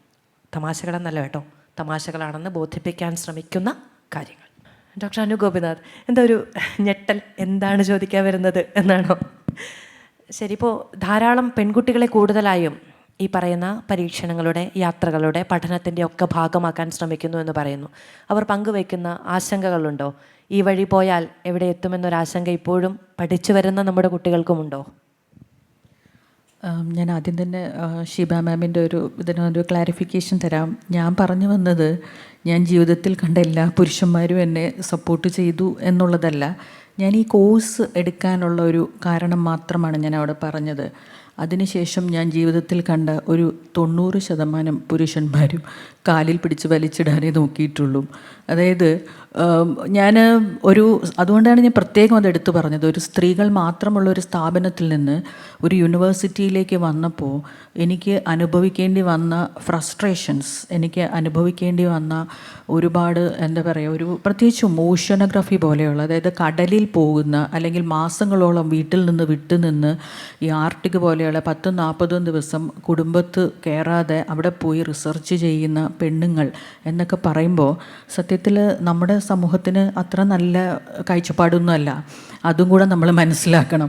കാരണം അതുമെല്ലാം നമ്മൾ ഫേസ് ചെയ്യുന്നുണ്ട്. കാരണം നിങ്ങളൊരു ലാബിൽ മാത്രം നിന്ന് 9 മണിക്ക് വന്ന് 5 മണിക്ക് തിരിച്ചു പോകുന്ന ഒരു ലാബ് സയൻറ്റിസ്റ്റ് അല്ലെങ്കിൽ ഒരു ലാബിൽ മാത്രം ചെയ്യുന്ന ഒരു റിസർച്ചർ ആണെങ്കിൽ നിങ്ങൾക്ക് വലിയ പരിക്കുകളൊന്നും ഇല്ലാതെ പോകാം. നിങ്ങളുടെ കുടുംബജീവിതം അടക്കം നമ്മൾ ഈ നേരത്തെ പറഞ്ഞ പോലെ എല്ലാം വളരെ സ്വാഭാവികമായിട്ട് തന്നെ നടന്നു പോകും. കാരണം മാഡം പറഞ്ഞതിനോട് അതും ഞാൻ യോജിക്കുന്നു. പണ്ടല്ല ഇന്നും കുടുംബങ്ങൾ നിലനിന്ന് പോകുന്നത് എനിക്ക് തോന്നിയിട്ടുള്ളത് പെണ്ണുങ്ങളുടെ ഒരു സാക്രിഫൈസ് കൊണ്ട് മാത്രമാണ് കൂടുതലായിട്ടും ഇതെല്ലാം നിന്നുകൊണ്ട് പോകുന്നത്. അപ്പോൾ ഇതിനകത്ത് ഈ പറയുന്ന ഞങ്ങളെപ്പോലെയുള്ള ഈ ഫീൽഡിൽ പോയി വർക്ക് ചെയ്യുന്ന അല്ലെങ്കിൽ ദിവസങ്ങളോളം ഈ പറഞ്ഞ പോലെ കടലിലുമൊക്കെ ആയിട്ട് പോയി നിന്ന് വരുന്ന ആളുകളെ പറ്റിയിട്ട് നമ്മളുടെ സമൂഹത്തിൻ്റെ ഇടയിൽ അത്ര നല്ലൊരു ഇതുണ്ടെന്ന് എനിക്ക് ഇതുവരെ തോന്നിയിട്ടൊന്നുമില്ല. ഇവരിങ്ങനെയൊക്കെ പോയിട്ട് റിസർച്ച് ചെയ്യുന്ന ആൾക്കാരായിരിക്കില്ല. എത്ര ദിവസം ഇവർ വീട്ടിൽ നിന്ന് മാറി നിൽക്കുന്നു. ഇവർ വീട്ടിൽ പോയി കഴിഞ്ഞാൽ, അതായത് ആർട്ടിക് പോലെയുള്ള ഒരു സ്ഥലത്ത് നമ്മൾ പോയി കഴിഞ്ഞാൽ നമ്മുടെ വീട്ടുകാർക്ക് നമ്മളെ വിളിക്കാൻ പോലും പറ്റിയെന്ന് വരില്ല. ബിക്കോസ് അവിടെ ഒന്നും നമുക്ക് ഫോണിനൊരു ആക്സസിബിലിറ്റി ഇല്ല. അപ്പോൾ ഇങ്ങനത്തെ ഒരു കാഴ്ചപ്പാടുകൾ ഞങ്ങളെപ്പോലെയുള്ള ആളുകൾ ശരിക്കും പറഞ്ഞാൽ ഫേസ് ചെയ്യുന്നുണ്ട്. അതിനെയെല്ലാം തരണം ചെയ്ത് ഈ പറഞ്ഞ പോലെ ഒരു തരത്തിൽ പറഞ്ഞാൽ ഒരു അഹങ്കാരി എന്നുള്ള ഒരു പേരോടുകൂടി തന്നെയാണ് ഞങ്ങളെപ്പോലെയുള്ള കുറേ ആളുകൾ ഇവിടെ ജീവിച്ചു പോകുന്നത്. പക്ഷെ ഇപ്പം നമുക്കതൊന്നും ഒരു പ്രശ്നമല്ല. കാരണം നമ്മൾ ചെയ്യുന്നതിൻ്റെ പൂർണ്ണമായിട്ടുള്ള ഉത്തരവാദിത്തങ്ങളും മറ്റെല്ലാ കാര്യങ്ങളും നമ്മളിൽ തന്നെ നിക്ഷിപ്തമാണ്. ഇതൊന്നും നമ്മൾ ആരെയും ബോധ്യപ്പെടുത്തേണ്ടതില്ല. പ്രത്യേകിച്ചും അടുത്തൊരു 10 വർഷത്തിലേക്കൊന്നും ഞാൻ ഇതിനകത്തൊരു മാറ്റം കാണുന്നില്ല. നേരത്തെ പറഞ്ഞ പോലെ ഈ ഒരു വേദിയിൽ എനിക്ക് തോന്നുന്നു ആദ്യമായിട്ടായിരിക്കും എനിക്ക് തോന്നുന്നു കേരളത്തിൽ ഇങ്ങനെ സ്ത്രീകൾക്ക് മാത്രമായിട്ടുള്ള സെഷൻസൊക്കെ ഇതുപോലെയുള്ളൊരു പൊതുപരിപാടിയിൽ വെക്കുന്നത്. ഞാൻ ഇന്ത്യയിൽ ഏറ്റവും കൂടുതൽ ഈ സയൻസ് കോൺഫറൻസുകളിൽ പങ്കെടുക്കുമ്പോൾ എനിക്ക് തോന്നിയിട്ടുള്ളത് ഒരു കോൺഫറൻസിൻ്റെ സെഷനുകളിൽ ഏറ്റവും കൂടുതൽ 90% സംസാരിക്കുന്നത് ആണുങ്ങളായിരിക്കും. ഒന്നോ രണ്ടോ പെണ്ണുങ്ങളായിരിക്കും ആ മൊത്തം കോൺഫറൻസിൻ്റെ സെഷൻസ് നമ്മൾ എടുത്തു നോക്കിക്കഴിഞ്ഞാൽ അവിടെ സംസാരിക്കുന്നത്. ഇന്ത്യയിൽ ഈ പറയുന്ന രീതിയിൽ പ്രവർത്തിക്കാത്ത സ്ത്രീകളില്ലാത്തത് കൊണ്ടോ ഒന്നുമല്ല. കാരണം അവിടെ എല്ലാം നമ്മൾ ഈ പറയുന്ന ഒരു പുരുഷാധിപത്യം അതിനകത്ത് വലിയൊരു റോള് വഹിക്കുന്നുണ്ട്. ആരെ വിളിക്കണം, ഇനി പെണ്ണുങ്ങളെ വിളിച്ചാൽ തന്നെ ആരെ വിളിക്കണം, ഇതെല്ലാം തന്നെ ഇപ്പോഴും ഞാൻ വിശ്വസിക്കുന്നത് പുരുഷ കേന്ദ്രീകൃതമായിട്ട് തന്നെ നടക്കുന്ന ഒരു പരിപാടി തന്നെയാണെന്നാണ് ഞാൻ വിശ്വസിക്കുന്നത്. എനിക്ക് തോന്നുന്നു അടുത്ത മാസം ഗോവയിൽ വെച്ച് നടക്കാൻ പോകുന്ന ഒരു കോൺഫറൻസിലാണ് ഞാൻ ആദ്യമായിട്ട് ഇന്ത്യയിൽ വളരെ അത്ഭുതകരമായിട്ട് ഞാനൊരു കാര്യം ശ്രദ്ധിച്ചത്, വനിതകൾക്ക് മാത്രമായിട്ട് ഒരു സെഷൻ. അപ്പോഴും നമ്മൾ വിചാരിക്കേണ്ടത് വനിതകൾ പറയുന്ന കാര്യങ്ങൾ വനിതകൾ മാത്രമായിട്ട് കേൾക്കേണ്ട കാര്യങ്ങളൊന്നുമല്ല. അവിടെ ആണുങ്ങളും കൂടെ വന്നിരുന്ന് എന്ത് ചെയ്യണം, അവർ ചെയ്യുന്ന ഗവേഷണ പ്രവർത്തനങ്ങളുടെ കാര്യങ്ങളിലും എല്ലാം അവരുടെ കൂടി ഒരു പങ്കാളിത്തം അല്ലെങ്കിൽ അവരുടെ കൂടെ ഒരു കമൻസ് നമ്മളവിടെ ആവശ്യപ്പെടുന്നുണ്ട്. അപ്പം ഇത്തരത്തിലൊരു സ്ത്രീകളെ ഒരു പൊതുധാരയിലേക്ക് കൊണ്ടുവരണം എന്നുണ്ടെങ്കിൽ എല്ലാ തലത്തിലുമുള്ള ആളുകളുടെ ഇടയിലുള്ള ഒരു കാഴ്ചപ്പാടിൽ ഒരു മാറ്റം ഉണ്ടാകേണ്ടതുണ്ട്. അപ്പോൾ അതിൽ ഞാൻ നിയമസഭയെ ഞാൻ പ്രത്യേകം അഭിനന്ദിക്കുന്നു. ഇനി മാധു ചോദിച്ച ചോദ്യത്തിലേക്ക് വരുവാണെങ്കിൽ, ഇത് ഞാനിപ്പോൾ ഫേസ് ചെയ്യുന്ന വലിയൊരു ചോദ്യമാണ്. പ്രത്യേകിച്ചും നമ്മുടെ കേരളത്തിൽ നിന്നുള്ള കുട്ടികളാണെങ്കിലും എൻ്റെ കൂടെ കുറച്ചധികം കുട്ടികൾ തമിഴ്നാട്ടിൽ നിന്ന് വർക്ക് ചെയ്യുന്നുണ്ട്, പെൺകുട്ടികൾ. അപ്പോൾ അവർ പറയുന്നത്, മാഡം എത്ര പെട്ടെന്നെങ്കിലും എനിക്കിതൊന്ന് കംപ്ലീറ്റ് ചെയ്യണം PhD. So I will ask Y. Madam ഇനി ഇങ്ങനെ ചെയ്തുകൊണ്ടിരുന്ന കല്യാണം കഴിക്കാൻ ആളെ കിട്ടില്ല. കാരണം വീട്ടുകാർ പറഞ്ഞു തുടങ്ങി, ഇപ്പം തന്നെ PhD ചെയ്യുന്നു എന്നുള്ളത് കൊണ്ട് തന്നെ കല്യാണം കഴിക്കാനായിട്ട് ചെറുക്കന്മാർ തയ്യാറല്ല. അതിൽ തന്നെ ഇത്തരത്തിലുള്ള മേഖലകളിൽ ഈ ഓഷ്യനോഗ്രാഫി പോലെ കടലിൽ പോകുന്നു, അങ്ങനെ പോകുന്നു, ഇങ്ങനെ പോകുന്നു എന്നൊക്കെ പറയുമ്പോഴത്തേക്കും അവരെ സ്വീകരിക്കുന്ന ആളുകളുടെ എണ്ണം പരിമിതമായിക്കൊണ്ടിരിക്കുന്ന ഒരു അവസ്ഥയിലേക്ക് കൂടി സ്ത്രീകൾ ഇന്ന് പോകുന്നുണ്ട്. അതെനിക്ക് വലിയൊരു ഇതായിരുന്നു. കാരണം നമ്മൾ ഈ ഒരു കാലഘട്ടത്തിൽ ഈ പറയുന്ന പോലെ ഇത്ര വയസ്സിനുള്ളിൽ കല്യാണം കഴിക്കണം, അല്ലെങ്കിൽ ഈ ഒരു മേഖലയിൽ വർക്ക് ചെയ്യുന്നതുകൊണ്ട് കല്യാണം കഴിക്കാൻ ആളെ കിട്ടാൻ ബുദ്ധിമുട്ടാണ് എന്നൊക്കെ പറയുന്നത് ഇപ്പോഴും നിലനിൽക്കുന്നു എന്നുള്ളത് നമ്മളെ ശരിക്കും പറഞ്ഞാൽ ഞെട്ടിപ്പിക്കുന്ന ഒരു സത്യം കൂടിയാണ്. നമ്മൾ അതിൻ്റെ ഒരു പരിസമാപ്തിയിലേക്ക് പോവുകയാണ് ഈ സെഷൻ്റെത്. മുന്നിൽ ഒരുപാട് കുഞ്ഞുങ്ങൾ ഇരിക്കുന്നുണ്ട് യൂണിഫോമൊക്കെ ഇട്ട്. അപ്പോൾ അവരോട് കൂടി പറയാനുള്ളൊരു കാര്യം, ഇന്നലെ ഞാൻ ആവർത്തിച്ചത് പറയുന്നതിൻ്റെ ട്രോമയിൽ നിന്ന് എനിക്ക് പുറത്തേക്ക് വരാൻ കഴിയാത്തത് കൊണ്ടാണ്. പത്തനംതിട്ടയിലെ 10-18 വയസ്സുള്ള ഒരു പെൺകുട്ടി 5 വർഷക്കാലമായി അനുഭവിക്കുന്ന ബുദ്ധിമുട്ടുകളെക്കുറിച്ചുള്ള വാർത്തകൾ നമ്മുടെ ഉള്ളിലുണ്ട് എന്നുള്ളത് കൊണ്ട് ഇത്രയധികം പെൺകുട്ടികൾ മുന്നിലിരിക്കുമ്പോൾ പറഞ്ഞു പോകാതെ കഴിയില്ല. ഇന്നലെയും പറയാൻ ശ്രമിച്ചത് അതുതന്നെയാണ്. എത്ര വലിയ പ്രതിസന്ധി എന്ന ആളുകൾ പറയുന്ന കാര്യങ്ങളുണ്ടെങ്കിലും, ഒരു വലിയ മഞ്ഞുമല ഇടിഞ്ഞ് വന്നു വീണാലും അതിനെ അതിജീവിക്കാൻ കഴിയാത്തതായിട്ടുള്ളതൊന്നുമല്ല. അങ്ങനെ അവസാനിച്ചു പോകുന്ന ലോകമല്ല നമ്മുടേത്. അവിടെ നിന്ന് അതിജീവിക്കാനുള്ള ശേഷി നമ്മളാകുന്നത് കൊണ്ട് തന്നെ നമുക്കുണ്ട് എന്നത് വിശ്വസിച്ച് മുന്നോട്ട് പോകണം എന്നതൊരു അഭ്യർത്ഥനയായി കൂടി മുന്നോട്ട് വയ്ക്കുന്നു. ഇത്ര നേരം കേട്ടതിന് എല്ലാവരോടും നന്ദി പറയുന്നു. ഇത്രയേറെ സംസാരിച്ചതിനും നന്ദി. മധുവിൻ്റെ പെർമിഷനിൽ ശ്രീമതി ടീച്ചറോട് ഒരു വാക്ക് എനിക്കൊന്ന് പറയാനുണ്ട്. ശ്രീമതി ടീച്ചറുടെ തൊട്ടടുത്തിരുന്നു കൊണ്ട് ഞാൻ നിങ്ങളോട് ഇത് പറയാതെ പോയാൽ ശരിയാവില്ല എന്നുള്ളതുകൊണ്ടാണ്. സോലസ് എന്ന് പറയുന്ന സംഘടന ഞാൻ എൻ്റെ ജീവിതത്തിൻ്റെ അനുഭവത്തിൽ നിന്ന് എൻ്റെ മകൾക്ക് അസുഖമായ കാലത്ത് ഞാൻ കണ്ട മനുഷ്യരുടെ, പണമില്ലാത്ത മനുഷ്യർ കുഞ്ഞുങ്ങളെ രക്ഷിക്കാനെടുക്കുന്ന കഷ്ടപ്പാട് കണ്ടിട്ടാണ് സോലസ് എന്ന് പറയുന്ന സംഘടന ഞാൻ 2007 തുടങ്ങുന്നത്. അന്ന് കേരളത്തിൽ അഡൾട്ടായാലും കുട്ടികളാണെങ്കിലും ക്യാൻസർ പേഷ്യൻസിന് ആകെ ഗവൺമെൻറ്റിൻ്റെ അടുത്തു നിന്നുണ്ടായിരുന്ന സഹായം എന്ന് പറഞ്ഞാൽ 3000 രൂപയാണ്. അത് കഴിഞ്ഞ് ശ്രീമതി ടീച്ചർ ഹെൽത്ത് മിനിസ്റ്റർ ആയപ്പോഴാണ് കുട്ടികൾക്ക് വേണ്ടി 50,000 രൂപ ചികിത്സയ്ക്ക് കൊടുത്തു തുടങ്ങിയത്. അത് കഴിഞ്ഞിട്ടാണ് ശ്രീമതി ടീച്ചറുടെ തന്നെ കാലത്താണ് താലോലം സ്കീമിൽ അത് സൗജന്യമായി നൽകിയത് എന്നുള്ളൊരു നോക്കി നിന്നൊരാൾ എന്നുള്ള നിലയിൽ ഞാനത് ടീച്ചറുടെ മുന്നിൽ വെച്ച് പറയണമെന്ന് ആഗ്രഹിക്കുകയാണ്. പക്ഷേ സ്കീമുകളൊന്നും ഇപ്പോൾ പൂർണ്ണമല്ല. ഒരുപാട് ഞങ്ങൾ ഒരു മാസം 38 ലക്ഷം രൂപ ഈ 5000 കുട്ടികൾക്ക് മരുന്ന് മേടിക്കാൻ മാത്രം കൊടുക്കുന്നുണ്ട്, ബാക്കി കാര്യങ്ങൾക്ക് വേറെ. പക്ഷേ എന്നിരുന്നാലും ശ്രീമതി ടീച്ചർ അത് ചെയ്ത ഒരാളാണ് എൻ്റെ തൊട്ടപ്പുറത്തിരിക്കുന്നത് എന്ന് നിങ്ങളോട് കൂടി പറഞ്ഞതാണ്. ഇത്രയും ഓർമ്മിച്ച് നമ്മുടെ പ്രിയപ്പെട്ട ഷൈബ അത് പറഞ്ഞത് ഞാൻ പ്രത്യേകിച്ച് നന്ദി പറയുകയാണ്. യഥാർത്ഥത്തിൽ ഞാൻ പാർലമെൻറ്റിലെത്തിയപ്പോൾ 2 കാര്യങ്ങളാണ് നമ്മുടെ ഒരു പ്രമേയം എന്നുള്ള നിലയിൽ കൊണ്ടുവന്ന് അവതരിപ്പിച്ചത്. അതിലൊന്ന് ഭിന്നശേഷിക്കാരായിട്ടുള്ള, അത് ഓട്ടിസം, സെറിബ്രൽ പാൾസി അതുപോലുള്ള ജനിതക സംബന്ധമായ രോഗം വന്ന് വിഷമിക്കുന്ന കുഞ്ഞുങ്ങളുള്ള അമ്മമാരനുഭവിക്കുന്ന വിഷമം എന്ന് പറയുന്നത് നേരത്തെ വിവരിച്ചു. ക്യാൻസർ പേഷ്യൻസ് ആയാൽ അതും ഒന്ന്, ഇങ്ങനെയുള്ള കുഞ്ഞുങ്ങളുടെ അമ്മമാർക്ക് കേരളത്തിൽ ആശ്വാസകിരണം എന്നുള്ള നിലയിൽ കുട്ടിക്ക് കൊടുക്കുന്നത് പോലെ അമ്മക്കും ഒരു അലവൻസ് കൊടുക്കുന്നുണ്ട് കേരളത്തിൽ. അതും 2007 അതുകൊണ്ട് ഇന്ത്യയിൽ ലക്ഷക്കണക്കിന് വരുന്ന അമ്മമാർ ജോലിക്ക് പോകാൻ പറ്റാത്തവർക്ക് ഇത് കൊടുക്കണം, അല്ലെങ്കിൽ അവർ വിഷമിച്ച് പോകും എന്ന് പറഞ്ഞപ്പോൾ 542 പാർലമെൻറ്റ് മെമ്പർമാരിൽ മഹാഭൂരിപക്ഷമുള്ള ആ സമയത്താണ് ഞാൻ അവതരിപ്പിച്ചത്. അവരെല്ലാവരും ഞങ്ങൾ സെക്കൻഡ് ചെയ്യുന്നു, ഞങ്ങൾ പിന്തുണക്കുന്നു എന്ന് പറഞ്ഞു. പക്ഷേ ഇന്ത്യയിൽ അത് വന്നില്ല, കേരളത്തിൽ മാത്രമേ അതുള്ളൂ. രണ്ടാമത്തേത് 18 വയസ്സ് വരെയുള്ള കുട്ടികൾ അവരുടെ അച്ഛന്മാരും അനുഭവിക്കുന്ന വിഷമം, കൂടുതലും അമ്മമാർ, കാരണം കുഞ്ഞു മക്കൾ ലൂക്കീമിയൊക്കെ ബാധിച്ച കുഞ്ഞുങ്ങൾ, ഷീബക്ക് നന്നായിട്ടറിയാം. ആ സന്ദർഭത്തിൽ നമ്മൾ അവർക്ക് അത് സൗജന്യമായിട്ട് കണ്ടിന്യൂസ് ആയിട്ട് ചികിത്സ കൊടുത്താൽ മാറാവുന്ന രോഗമേ ഉള്ളൂ ഇത്, ഈ ലൂക്കീമിയൊക്കെ. അത് നമ്മൾ കേരളത്തിൽ നടപ്പിലാക്കി. അതും ഞാൻ അവിടെ അവതരിപ്പിച്ചപ്പോൾ എല്ലാവരും അംഗീകരിച്ചു, ഞങ്ങളും പിന്തുണക്കുന്നു. പക്ഷേ അത് ഇതുവരെ നടപ്പിലായിട്ടില്ല. അതുപോലുള്ള കാര്യങ്ങളാണ് യഥാർത്ഥത്തിൽ ഒരു ഗവൺമെൻറ് എന്നുള്ള നിലയിൽ ഓരോ സംസ്ഥാനത്തും രാജ്യത്തും നടപ്പിലാക്കേണ്ടത്. വളരെ അത് ഇത്രയും വർഷങ്ങൾക്ക് മുൻപുള്ളൊരു കാര്യം 2007 ഞാൻ 2006 വന്നതിന് ശേഷം 2007 അത് നടപ്പിലാക്കിയത് ഓർമ്മിച്ചുകൊണ്ട് ഒരമ്മ അനുഭവിച്ച ഞാൻ പറയണ്ടല്ലോ, ഷീബ അത് ഓർമ്മിച്ച് പറഞ്ഞത് എനിക്ക് ഹൃദയത്തിൽ തട്ടിപ്പോയി. ഏതായാലും കേരളം ഒരു വാക്ക് അവസാനം, ഒരു കാലഘട്ടത്തിൽ 57 മുൻപ് വിദ്യാഭ്യാസമില്ലാത്ത, തീർത്തും അവഗണിക്കപ്പെട്ട, വിവേചനം അനുഭവിക്കേണ്ടി വന്ന ഒരു വലിയ സമൂഹം, സ്ത്രീ സമൂഹം കുറേശ്ശെ വിദ്യാഭ്യാസത്തിലൂടെ നേടിയെടുത്ത ആ നേട്ടങ്ങൾ ഇന്ന് പ്രതികരിക്കാനും ശബ്ദിക്കാനും, വിവാഹം ആരെ കഴിക്കണം, ആരെയാണ് ഞാൻ കല്യാണം കഴിക്കേണ്ടതെന്ന് തീരുമാനിക്കാനടക്കമുള്ള ആ പ്രതികരണ ശേഷി ഇന്ന് എത്തിയിട്ടുണ്ട്. സാമാന്യം അത് കേരളത്തിൽ മാത്രമാണ്, കേരളത്തിലെത്തിയിട്ടുണ്ട്. ഏതായാലും ഇനിയും ഒരു 10 കൊല്ലം കഴിയുമ്പോൾ എനിക്ക് പ്രതീക്ഷയുണ്ട്, നമ്മുടെ കുട്ടികൾ, വളർന്നു വരുന്ന നമ്മുടെ ചെറുപ്പക്കാരായിട്ടുള്ള കുട്ടികൾ യാതൊരു സംശയവുമില്ല തുല്യതയിലേക്ക് ഉയർന്നു വരും. ഈക്വാലിറ്റി നമ്മൾ നേടിയെടുക്കണം ശബ്ദത്തിലൂടെ. 12 മണിക്കാണ് അടുത്ത സെഷൻ. ചോദ്യങ്ങളിലേക്ക് പോകണമെന്ന് വിചാരിച്ചിരുന്നു, സാധിച്ചില്ല. ഇതൊരു കാഴ്ചപ്പാടാണ്. സ്ത്രീകൾ അധികാരത്തിലെത്തുമ്പോൾ എന്ത് സംഭവിക്കുമെന്നതിൻ്റെ ഏറ്റവും വലിയ ഉദാഹരണം. അതുകൊണ്ടാണ് ടീച്ചറെ കെട്ടിപ്പിടിക്കാൻ തോന്നുന്നത്. നമുക്ക് സന്തോഷം.